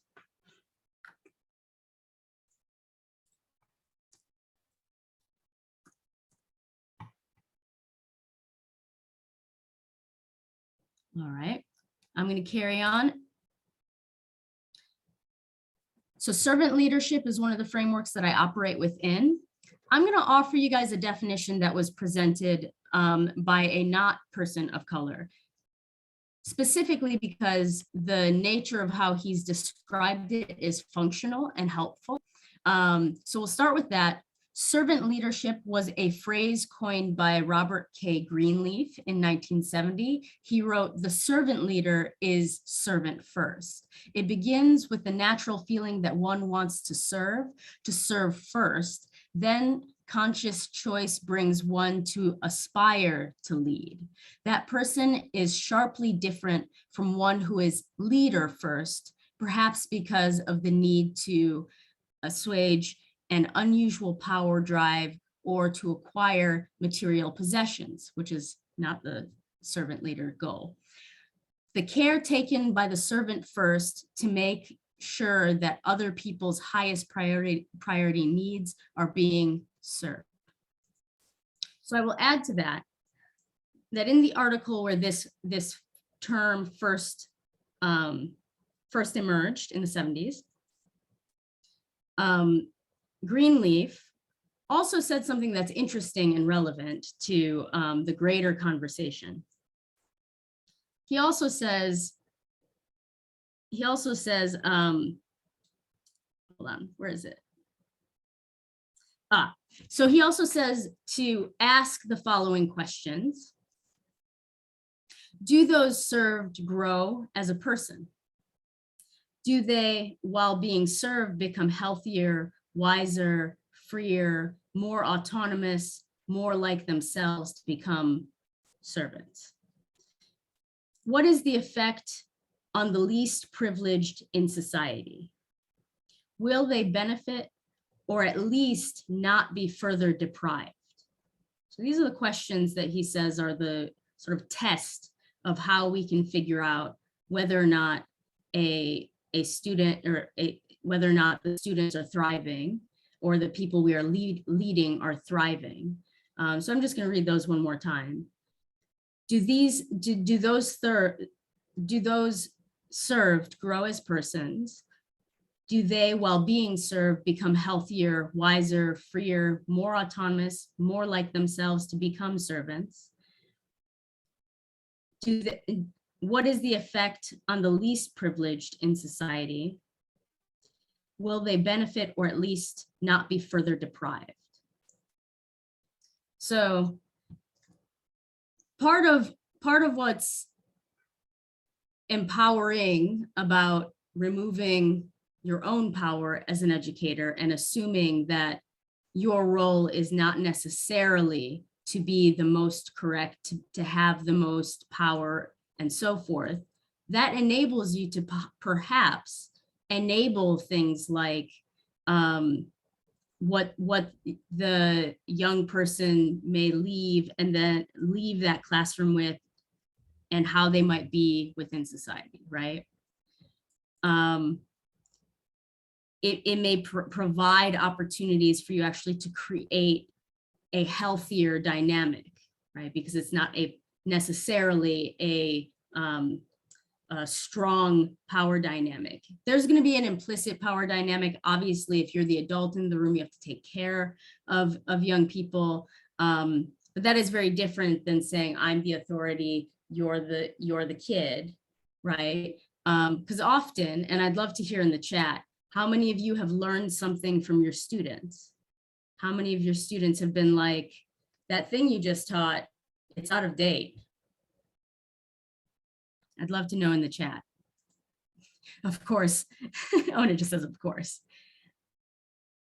Ariel says all the time. Mars says every time, optimally. All the time. Yes, yes, all the time. And theoretically, if we're being healthy with young people, and there are different levels and different things that you can do to be healthy, but at the very least, it is my hope and desire that when young people come to you and say, I know a thing, or raise their hand and say, I know a thing, that you are receiving them warmly and going, cool, now I know a thing too, or I'm gonna go research that because you said a thing, that's amazing. Something that either shows affirmation or a willingness and interest, enthusiastic willingness and interest, not necessarily distrust in that thing, because there is a healthy way to then return to a student if whatever they've provided is perhaps not factual. And that's usually to be like, oh, I looked into what you were saying. I found some facts around it. Do you want to have a conversation?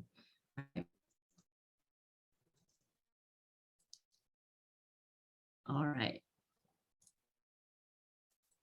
So the last thing that about servant leadership that I find a little bit interesting is that Greenleaf also wrote these very two interesting statements, which I think are important, again, to the framework. He says, a servant leader focuses primarily on the growth and well-being of people and the communities to which they belong.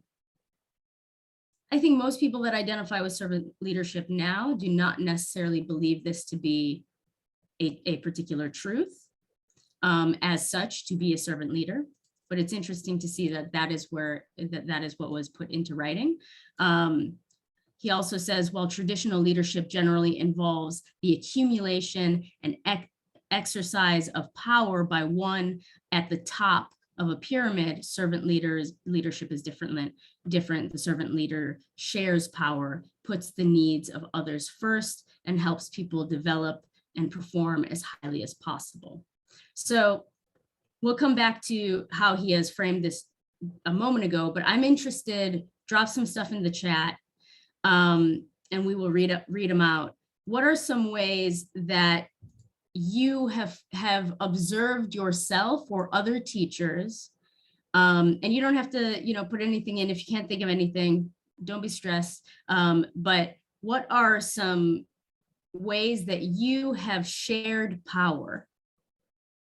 What are some ways that you have put the needs of your students before your own?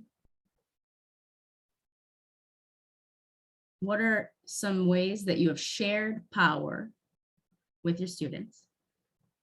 And what are some ways that you've put the needs of your students before you?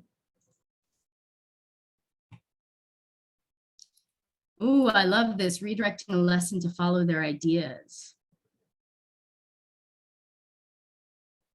Composing music collaboratively, yes.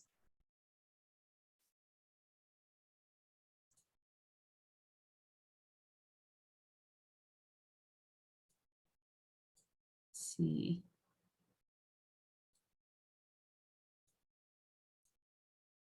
Nice. Oh, Amanda, I'm really glad that you had a mentor that guided you to invite students to correct you. That's awesome.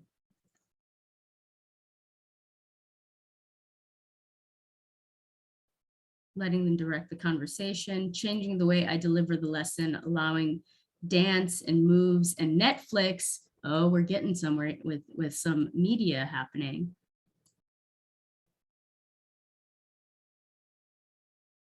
Let them give more info and follow up. Being prepared to shift change when there are different needs. One thing that I tell them is that there are no mistakes in art. Yes. Creating space for students to read what they enjoy. I don't teach classics in my ELA. That's what's up. Facilitating them in making up the sentence for redoing the spelling test. Word doing. I'm interested in this playful use of language.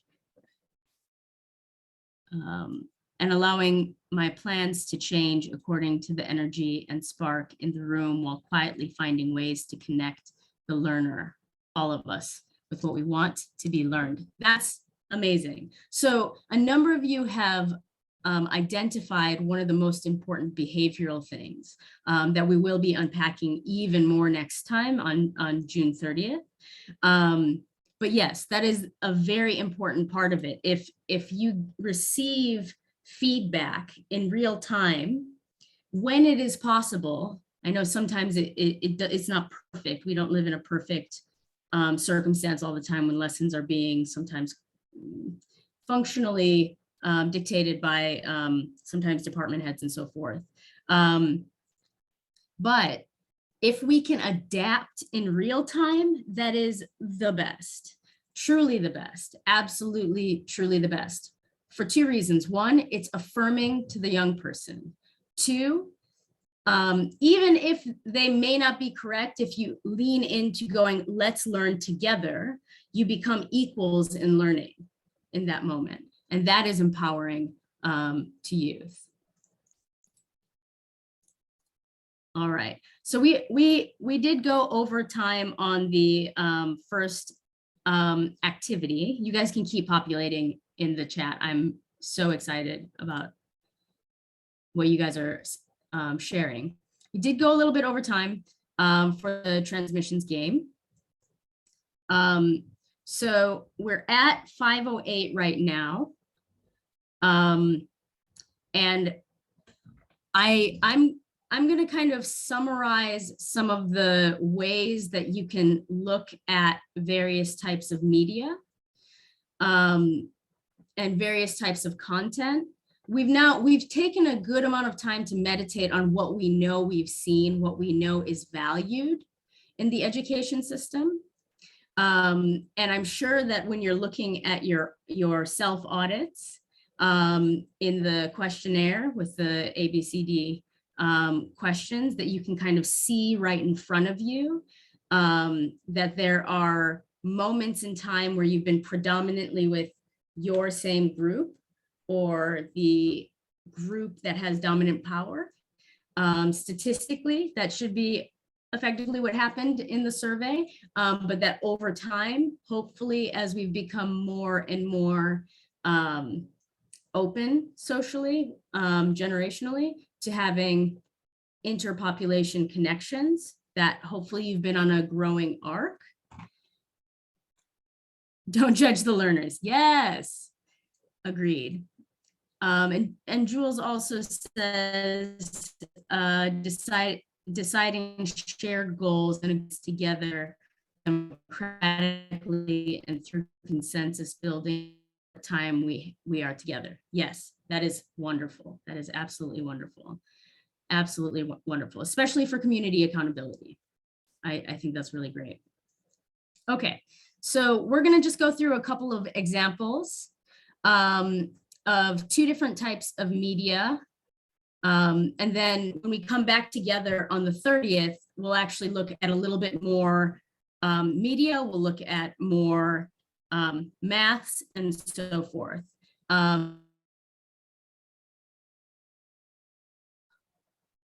We could pull up slide 30 real quick.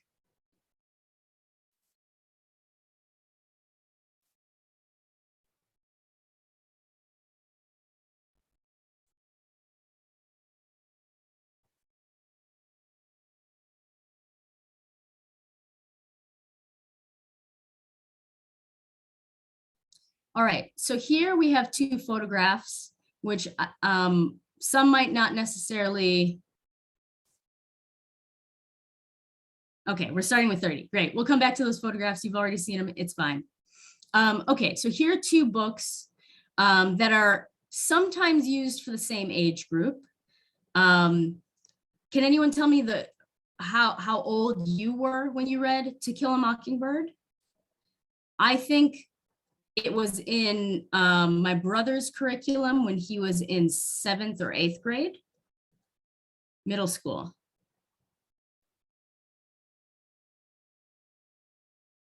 Yeah, I think most people read it in middle school, but it is also read in high school. So to me, this is interesting because for better or for worse, I played Calpurnia when it was a play, in the play version. Calpurnia being the maid, the only Black actor / character in the novel and in the story as it goes to stage is Tom Robinson, whom is a field hand who has been accused of rape. So first, I just want to take a moment to consider even just the brief representation with just these two characters. What is your initial thought in terms of representation of the only people of color in this book? Drop anything in the chat.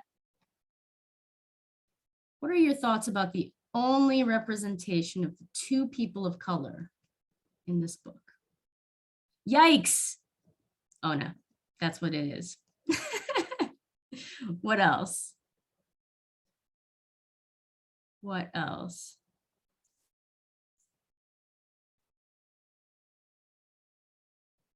What else? All right, we're gonna roll with yikes. I think that's appropriate. So we only have two people that have effectively servant level jobs. And to be fair, it is a historic fiction. So perhaps at the time that the book intends to take place, perhaps there were no Black people that were having any kind of success outside of being field hands and being maids. Yes or no in the chat if you think that that was entirely correct. Nope, nope, nope. Right, exactly. The beginning of literary marginalization. Yes, and this is what we were seeing in media as well, right?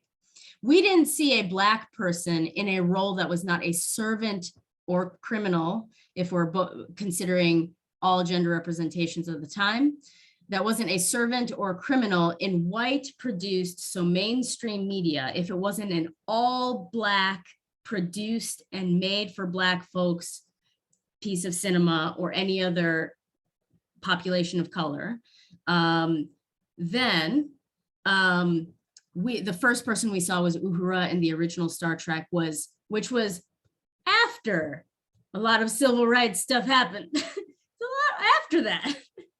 So To Kill a Mockingbird is really living in a land of an attempt to do something which, if we give the author the benefit of the doubt, best case scenario is this person who is not a person of color wanted to write something in allyship with the Black people and wanted to show us that injustice happens. Question for the white folks in the group, or non-Black folks are welcome to answer as well. Do you think that To Kill a Mockingbird succeeded in giving you a sense of empathy for Black people?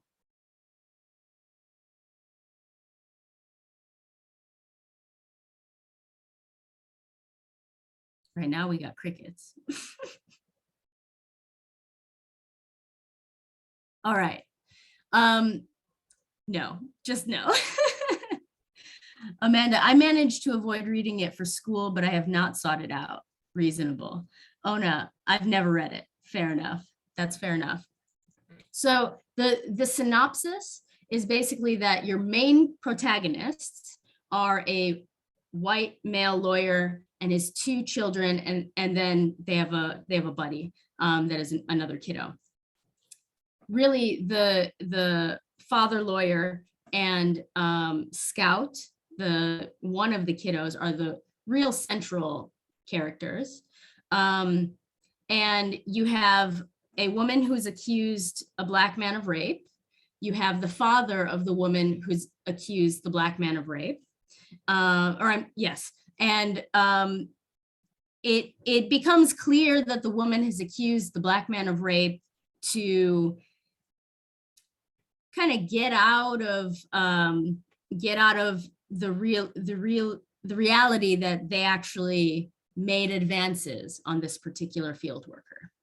Okay. But at the time, it was illegal for Black and white people to be in cahoots with each other. And so she scapegoats this fellow who had no interest.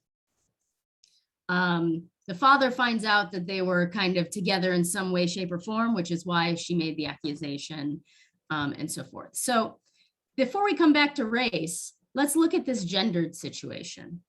What narrative have we just been told or reinforced about women?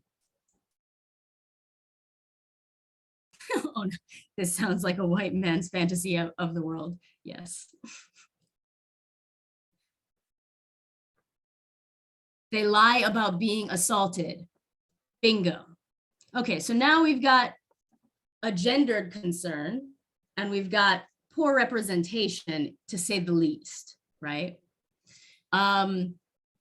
So in this court case, Atticus, the protagonist, is the benevolent lawyer who tries to make sure that this man doesn't have to go to jail when he didn't do something. That's an archetype that we've seen in a lot of media. What do we call that person? The white savior. Yes, 100%, 100%. Feel free to lean into vulnerability and raise your digital hand somehow, either by react or dropping something in the chat if you've never heard the phrase white savior. Cool, we'll carry on. So majority of the story is beat for beat, basically like, oh, and I forgot about a neighbor. There's a neighbor that has some accessibility concerns. That there's lore around. Spoiler alert, the neighbor turns out to be really sweet, but is written in a problematic way. So we have the white lawyer. We have, sorry, in the chat, Mars says, my mom used to call them the Great White Hope. So good. So we have a lawyer, we have his kiddo who doesn't understand what's going on, but has a lot to say. And we have the actual trial that's happening. And so we've now blamed a woman. Well, we've now framed a woman as an accuser, which is not useful. The circumstance that placed this woman into this circumstance is not useful. And we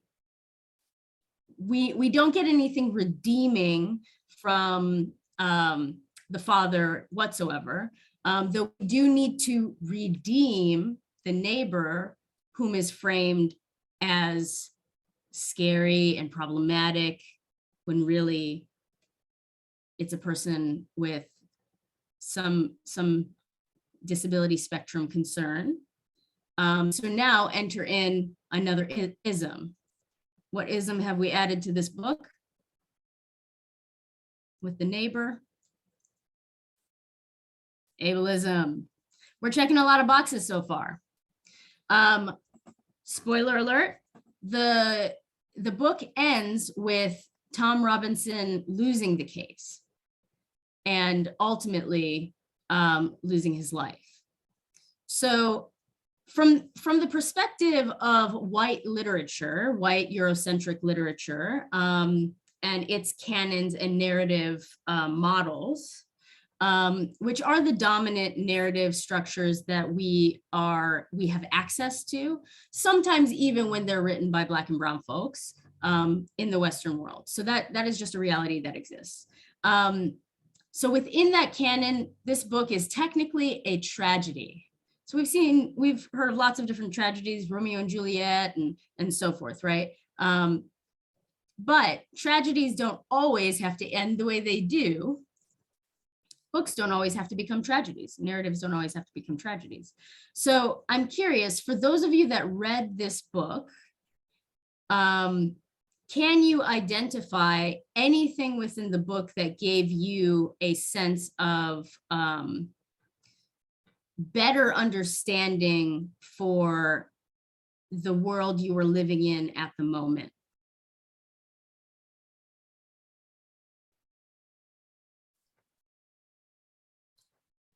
Or was the book something that enabled you later to build a bond with someone of color because you read this book? Did it come to mind and then you were like, oh, maybe this person I should be friends with? Taylor grew up in the South and still no. Oof. Okay, so we've hit a number of markers that are concerning. So if we were doing sort of a little bit of a checklist to see like what comes up with in this book that that may be red flags, even with ableism alone, and that's just the neighbor and the secondary plot, we have a concern, right? And then in our primary story, we've framed the Black person as a criminal, though we are told they're not a criminal, and yet they still lose their life in the end, which quenches the value of the Black life. And then we have, similarly, we have the story of the woman in the book, whom theoretically, as it's presented to us, has feelings for this Black man. And yet was willing to do this thing because of, we'll call it societal pressure, dad. She didn't feel like she could admit to having the feelings. And so it was acceptable to place this person she had feelings for into a position where they very well might die during a time when you would die. If this was the outcome of your case, right? Juxtaposing, that's a book that has been lauded. That's a book that keeps getting, like, it is one of the top selling books about race, not written by a person of color though. Let's now look at Nubia. Nubia is a graphic novel, which does something already in a department that is useful. What could the benefit of bringing graphic novels into validated literature in our classrooms do? What do you think that might be benefiting for the kiddos?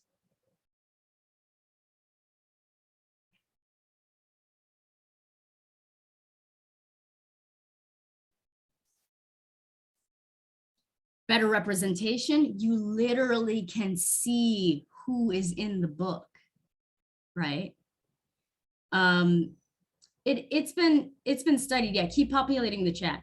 It's been studied that when people of color go to a film and watch the film, they are able to connect with and sort of project themselves onto and into the story of the person on the screen, regardless of their racial background, most of the time.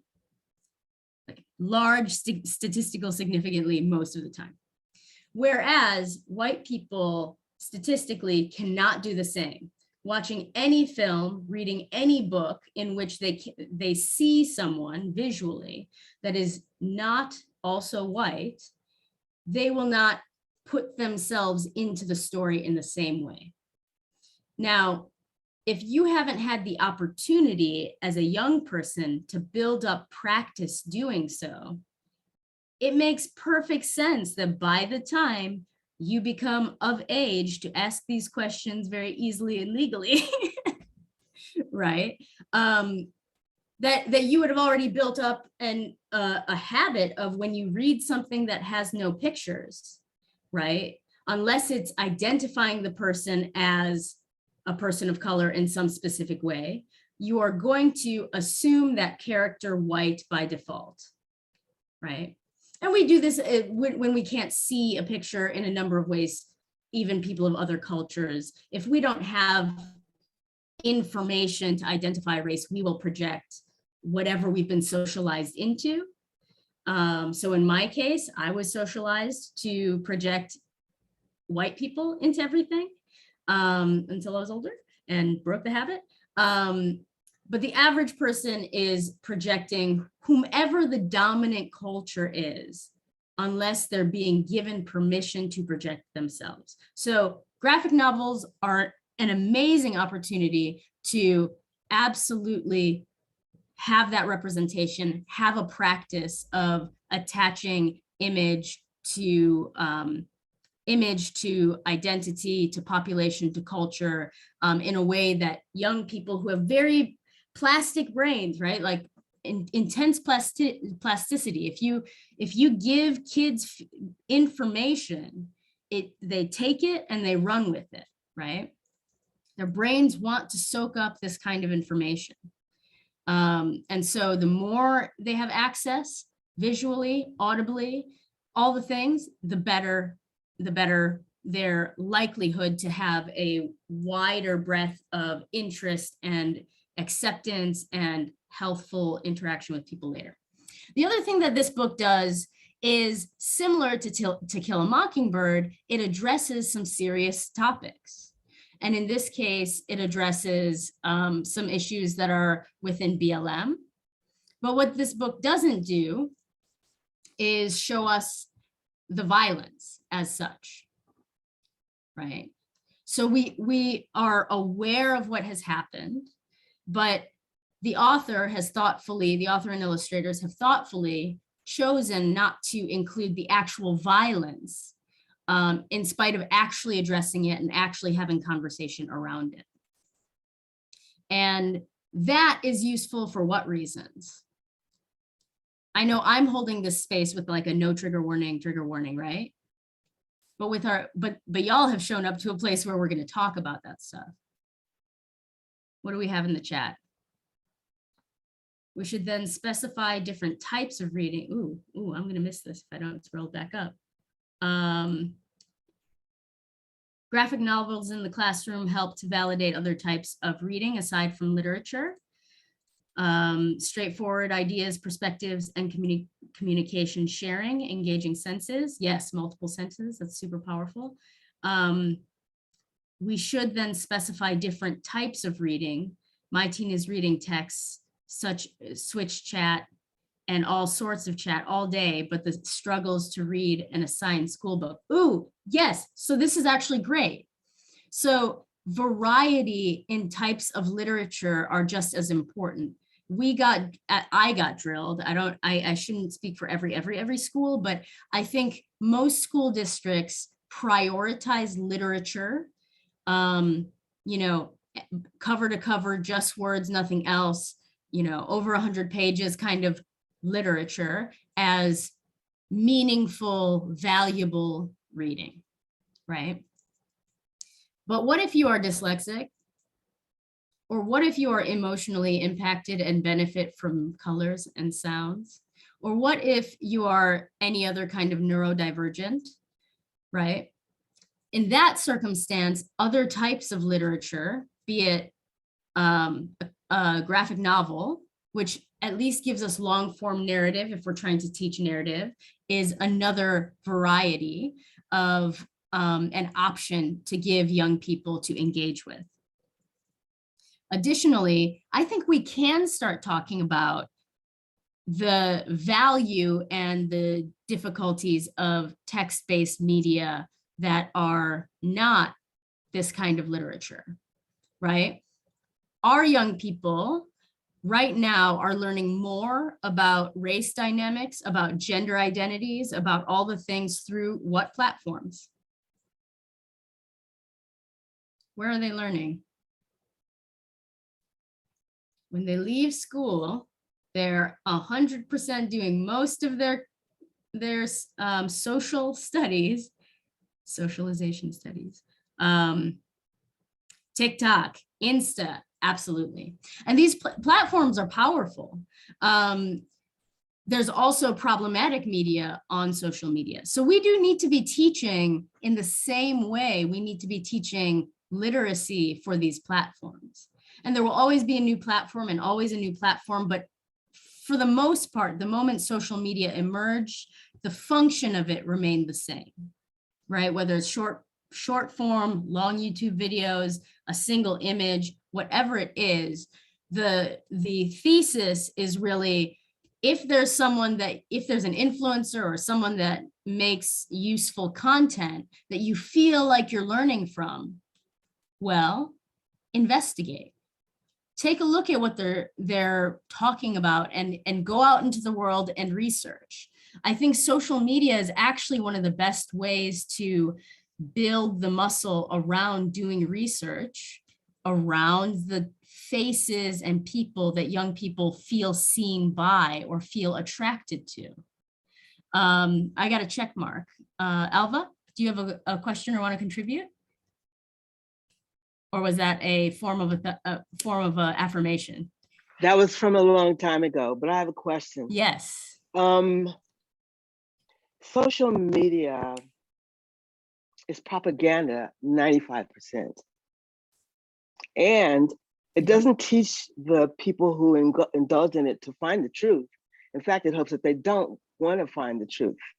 There are no social media companies owned by people of color, that massively have the audience that, like a Facebook has, for example.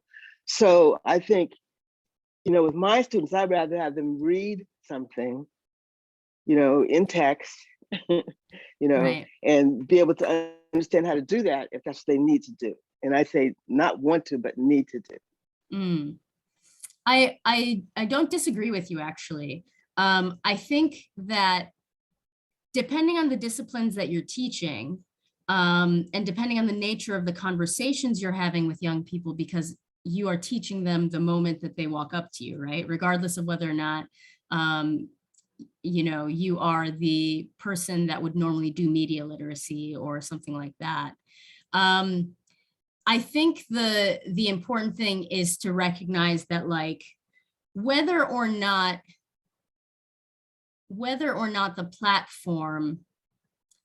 the platforms are currently made by and for us. Like, I agree, we don't have any FUBU. We don't have any FUBU digital media platforms, which I definitely think needs to change. But one of the only ways that we can actually, recognize that within, like, kiddos are operating within a society that they've been born into, with tools they've been given access to. So if we don't actually talk about the nature of how these platforms function, and I agree, propaganda is 100% an appropriate word, but propaganda isn't always necessarily bad, right? Propaganda in its like base definition really is that you're using media to, like, convey a highly specific message in often a little bit of a keyed up way, right? You are being persuasive, you are being, like, all that kind of stuff. Those are things to talk about and reasons to research the information behind the social media. Because I think that when I've had the privilege of doing those specific lessons with students that are about that middle school age where they've just gotten a phone, they get to have it 24 hours and they're on it every moment they can get on it. When I've gotten a chance to have those conversations with them, if you sort of just break down the different process you can go through to sort of unpack, which we can talk about generally, what you would do with these students is exactly what you should do for your materials in the classroom, right? Generally speaking, you see the material, maybe somebody suggested it, maybe the school board bought a box of something and you're like, okay, I guess I'm supposed to teach this. You can make the choice then to go, okay, I have this. I see what it is, I've read the blurb, or I've captured something about what is happening within this piece of media. And now I have to figure out whether or not it's safe and healthy and accurate in whatever ways it should be accurate. So certainly, regardless of length of the media, if you're going to teach it, you probably, especially if you're going to teach it to young people, you probably want to engage with it long enough. So if it's a novel, read the whole thing, all the things, right? Engage with it long enough, or really have a broken down conversation with a peer educator that knows it well. And ask the questions like, does anything come up that is troubling, right? What are the depictions of people of color? Are there any people of color? What are the depictions of people of different gender identities? Are there any gender identities other than boys or men? And if so, what are their roles? Does it pass the Bechdel test, right? Are the roles just mom and girlfriend or mom and wife? Right? What are the other things going on within it? If it's speaking to something that is historic, well, a fictional film that exists in the world that has been a problematic part of our history, Birth of a Nation, right? If someone who identified as not being racist at the time of Birth of the Nation coming out saw that film, then this would be the moment for them to go, is it actually factual that this, and this happened that's being depicted? Like, are Black people actually being harmful to the scale and in this way that this is happening? And perhaps at that time, the best you could do was like, ask the Black people in your periphery. And maybe that's the best they could do at that time. Today, we have the internet. We have plenty of reviews out in the world, right? We have the opportunity to actually take something that is suggesting these are the facts around, let's say, a certain gender identity issue. Well, a young person can then go, okay, or you as an educator can go, okay, let me look up the things. Let me learn the words. Let me understand what this is and figure out whether or not it will be functional for my students, or whether or not it will reinforce something that I know to be harmful, right? So the first thing we can do is just identify the things we know to be harmful. And if you haven't read it or engaged with it, and you've talked with someone that has, that you trust, and no red flags came up, I say at that point, you probably should still read it. But you may have saved yourself time if your dear one your dear colleague has been like, nope, here are 10 flags, right? I also think that like, it is very similar specifically to the concern that you had in terms of young people engaging with the media as propaganda, and that it's sort of, and because the platforms aren't owned by anyone that looks like us, that there are sort of those layers of complication. I think that it's much like financial literacy, right? We barely own any banks, but it is more harmful than not for us to be unbanked. So it is helpful to, within the framework of recognizing what we do and don't have access to ask various questions. Is this something that like one should teach their kiddos or their community youth financial literacy, no matter what, because it is a part of surviving and not enduring further harm, right? But within that, can we also ask the questions like, what would it look like to try to keep this as FUBU as possible, right? How can we go and seek a non-white owned, for instance, financial institution to invest in so that we then increase our investments or like increase investments into our communities, right? So there are cycles. Part of it is going, okay, let me learn what it is so that I can then encourage the next generation to make the thing in a way, not to force them, but to, you know, if you know none of the platforms are owned by, or if you know none of the banks are owned by, then I think as a learner, if that's something I had heard a number of times as a child, I may have started to lean into, you know what, let me spend more time studying finance. Let me spend more time in maths. Let me spend more time, you know, in these spaces and disciplines so that maybe I can be that change, right?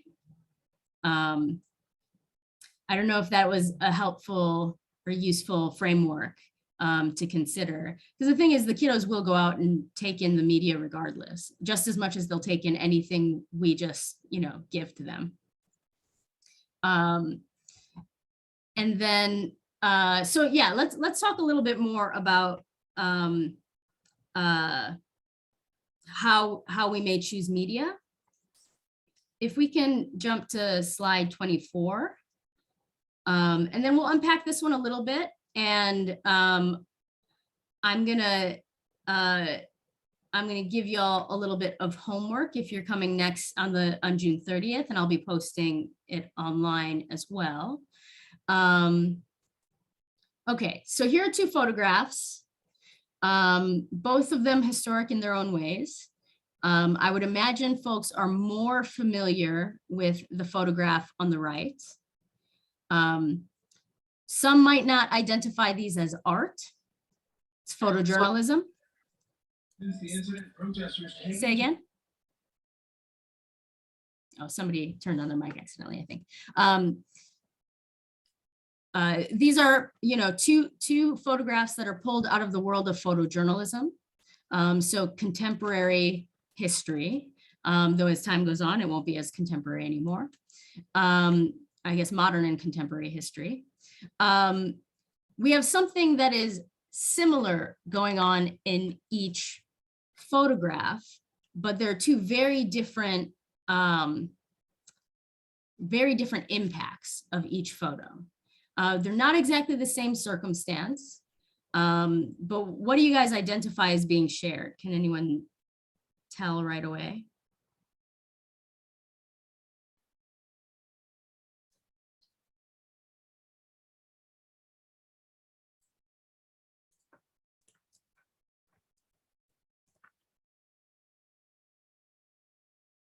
Anyone?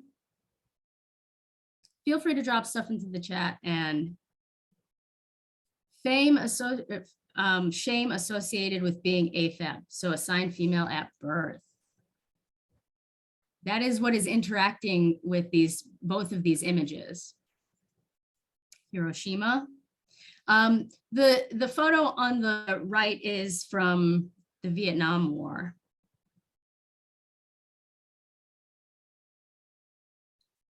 Left photo, joy and celebration. Right photo, pain and oppression. Togetherness. Yeah, it's my line, not Japan. Keep populating the chat.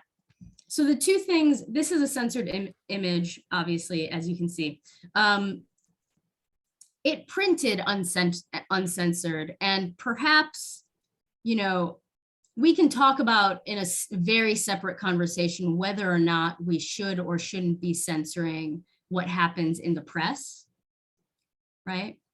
And even for something that is a historic issue, we can have the conversation about historic authenticity when it comes to depictions of real things that have happened, as it relates to images and things like this being brought into a classroom. However, if we step back for a moment just to look at the facts of each image, the image from Vietnam, we are learning quickly that children are suffering during this war. That is the thesis of this image, right?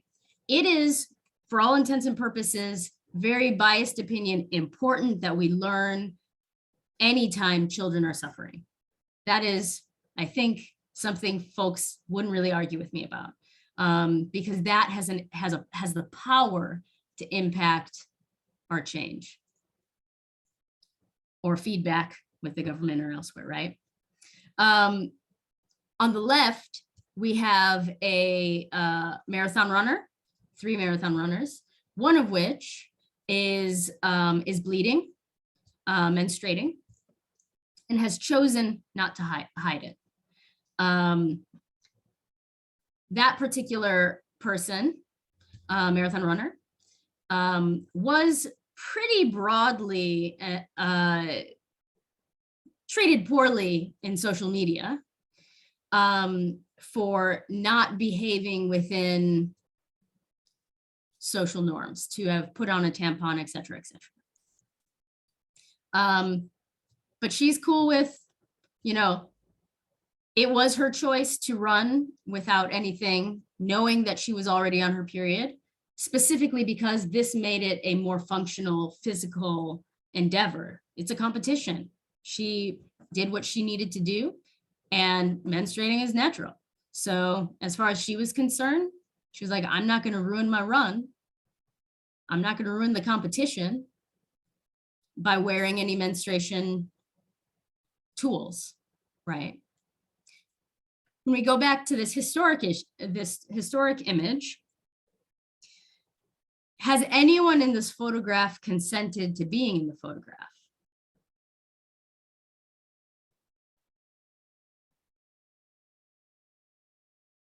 No.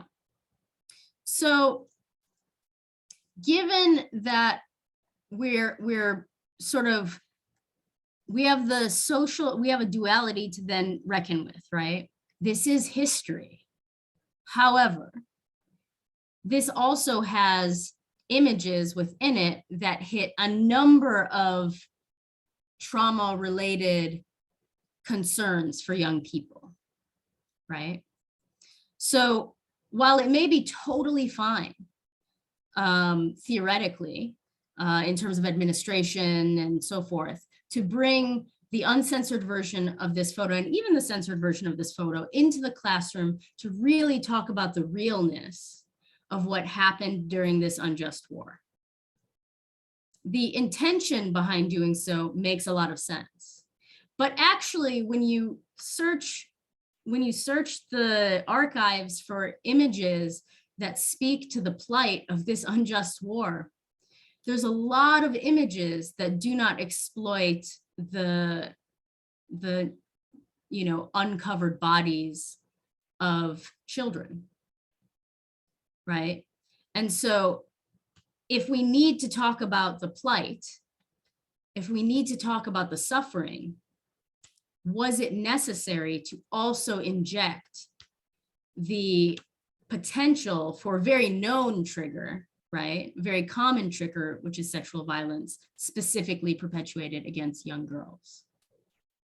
I can't in any part of my memory come up with a historic image of a young boy full frontal for any reason that went into the news. It might exist, but there's no ubiquity around it for a very good reason, right? We are comfortable with this socially, historically. We are not comfortable if it is young boys. We shouldn't be comfortable either way. And certainly if I was that young girl, I would probably not be able to let this leave my soul that it's been printed, right?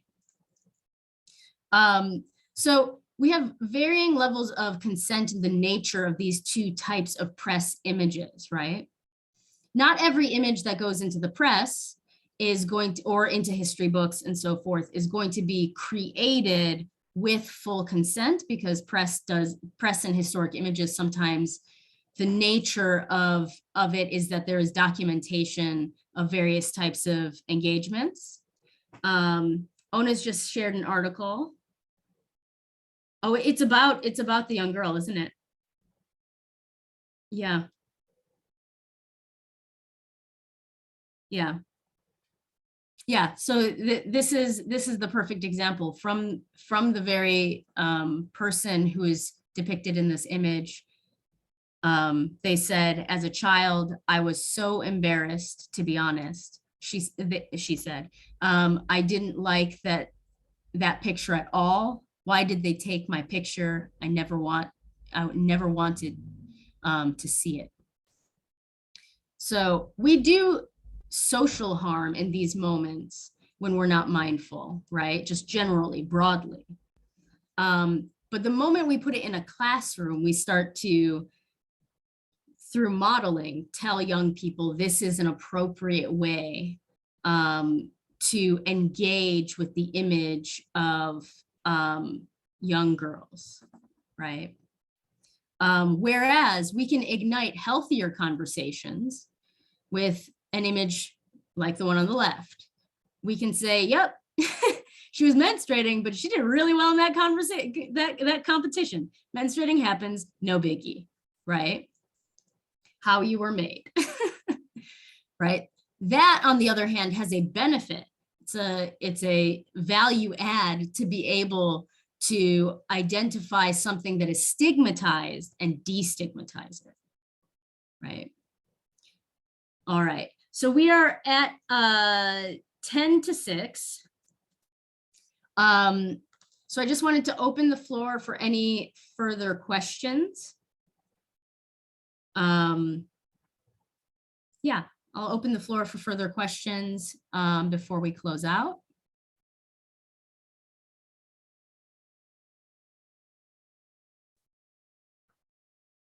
You're welcome to turn on your microphone if you'd like. Or if there are any thoughts about specific mediums that you'd like me to address briefly. I know we have at least one musician in the room.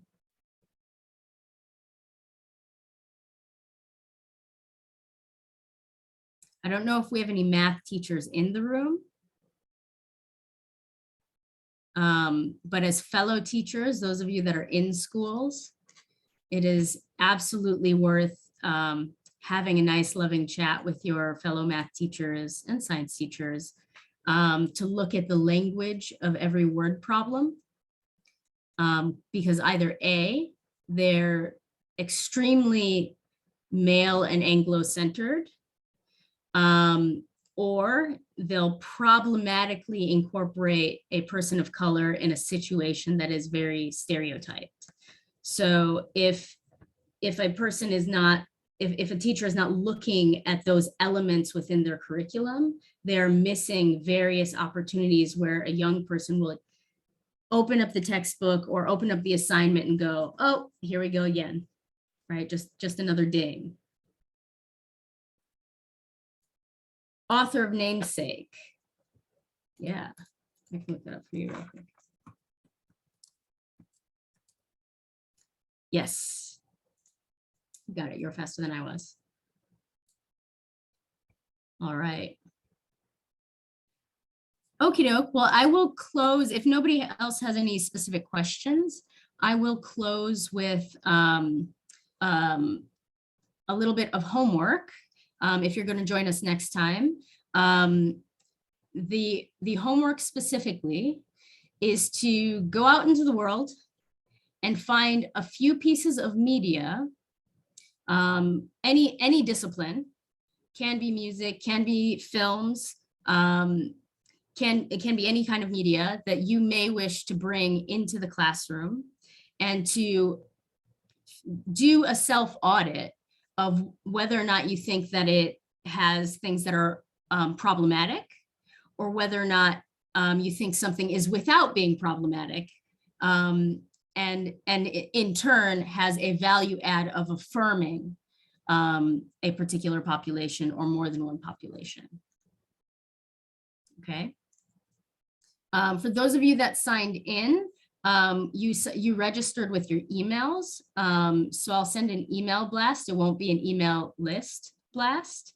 But if you would like a different email to be used, this is the time to DM me, and then I can send you some documents and some resources. Excellent. Thank you all for joining. Absolutely, absolutely. The next session will focus on behaviors in the classroom, but we'll also do a little bit more of looking at different types of media right at the top.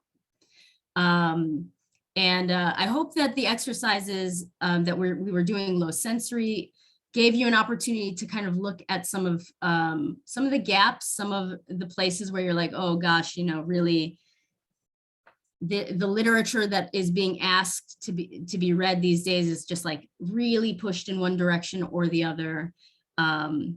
Because you have power as an educator, you have power, even when we're servant learning, we still have a little bit of power to shift the paradigm, right? You can do that direct one-to-one, you can do that in group, and you can also do that with your other teachers that you're working with and so forth. All right. Giving you guys a time check that it's 5:53. Thank you guys so much. One more time, thank you, folks. I just incidentally gendered. I broke my own rule. Catching myself one day at a time. If anyone would prefer a different email, just make that the last way you can to drop it in the chat. And I'm going to drop my email into the chat if you have further questions between now and next time.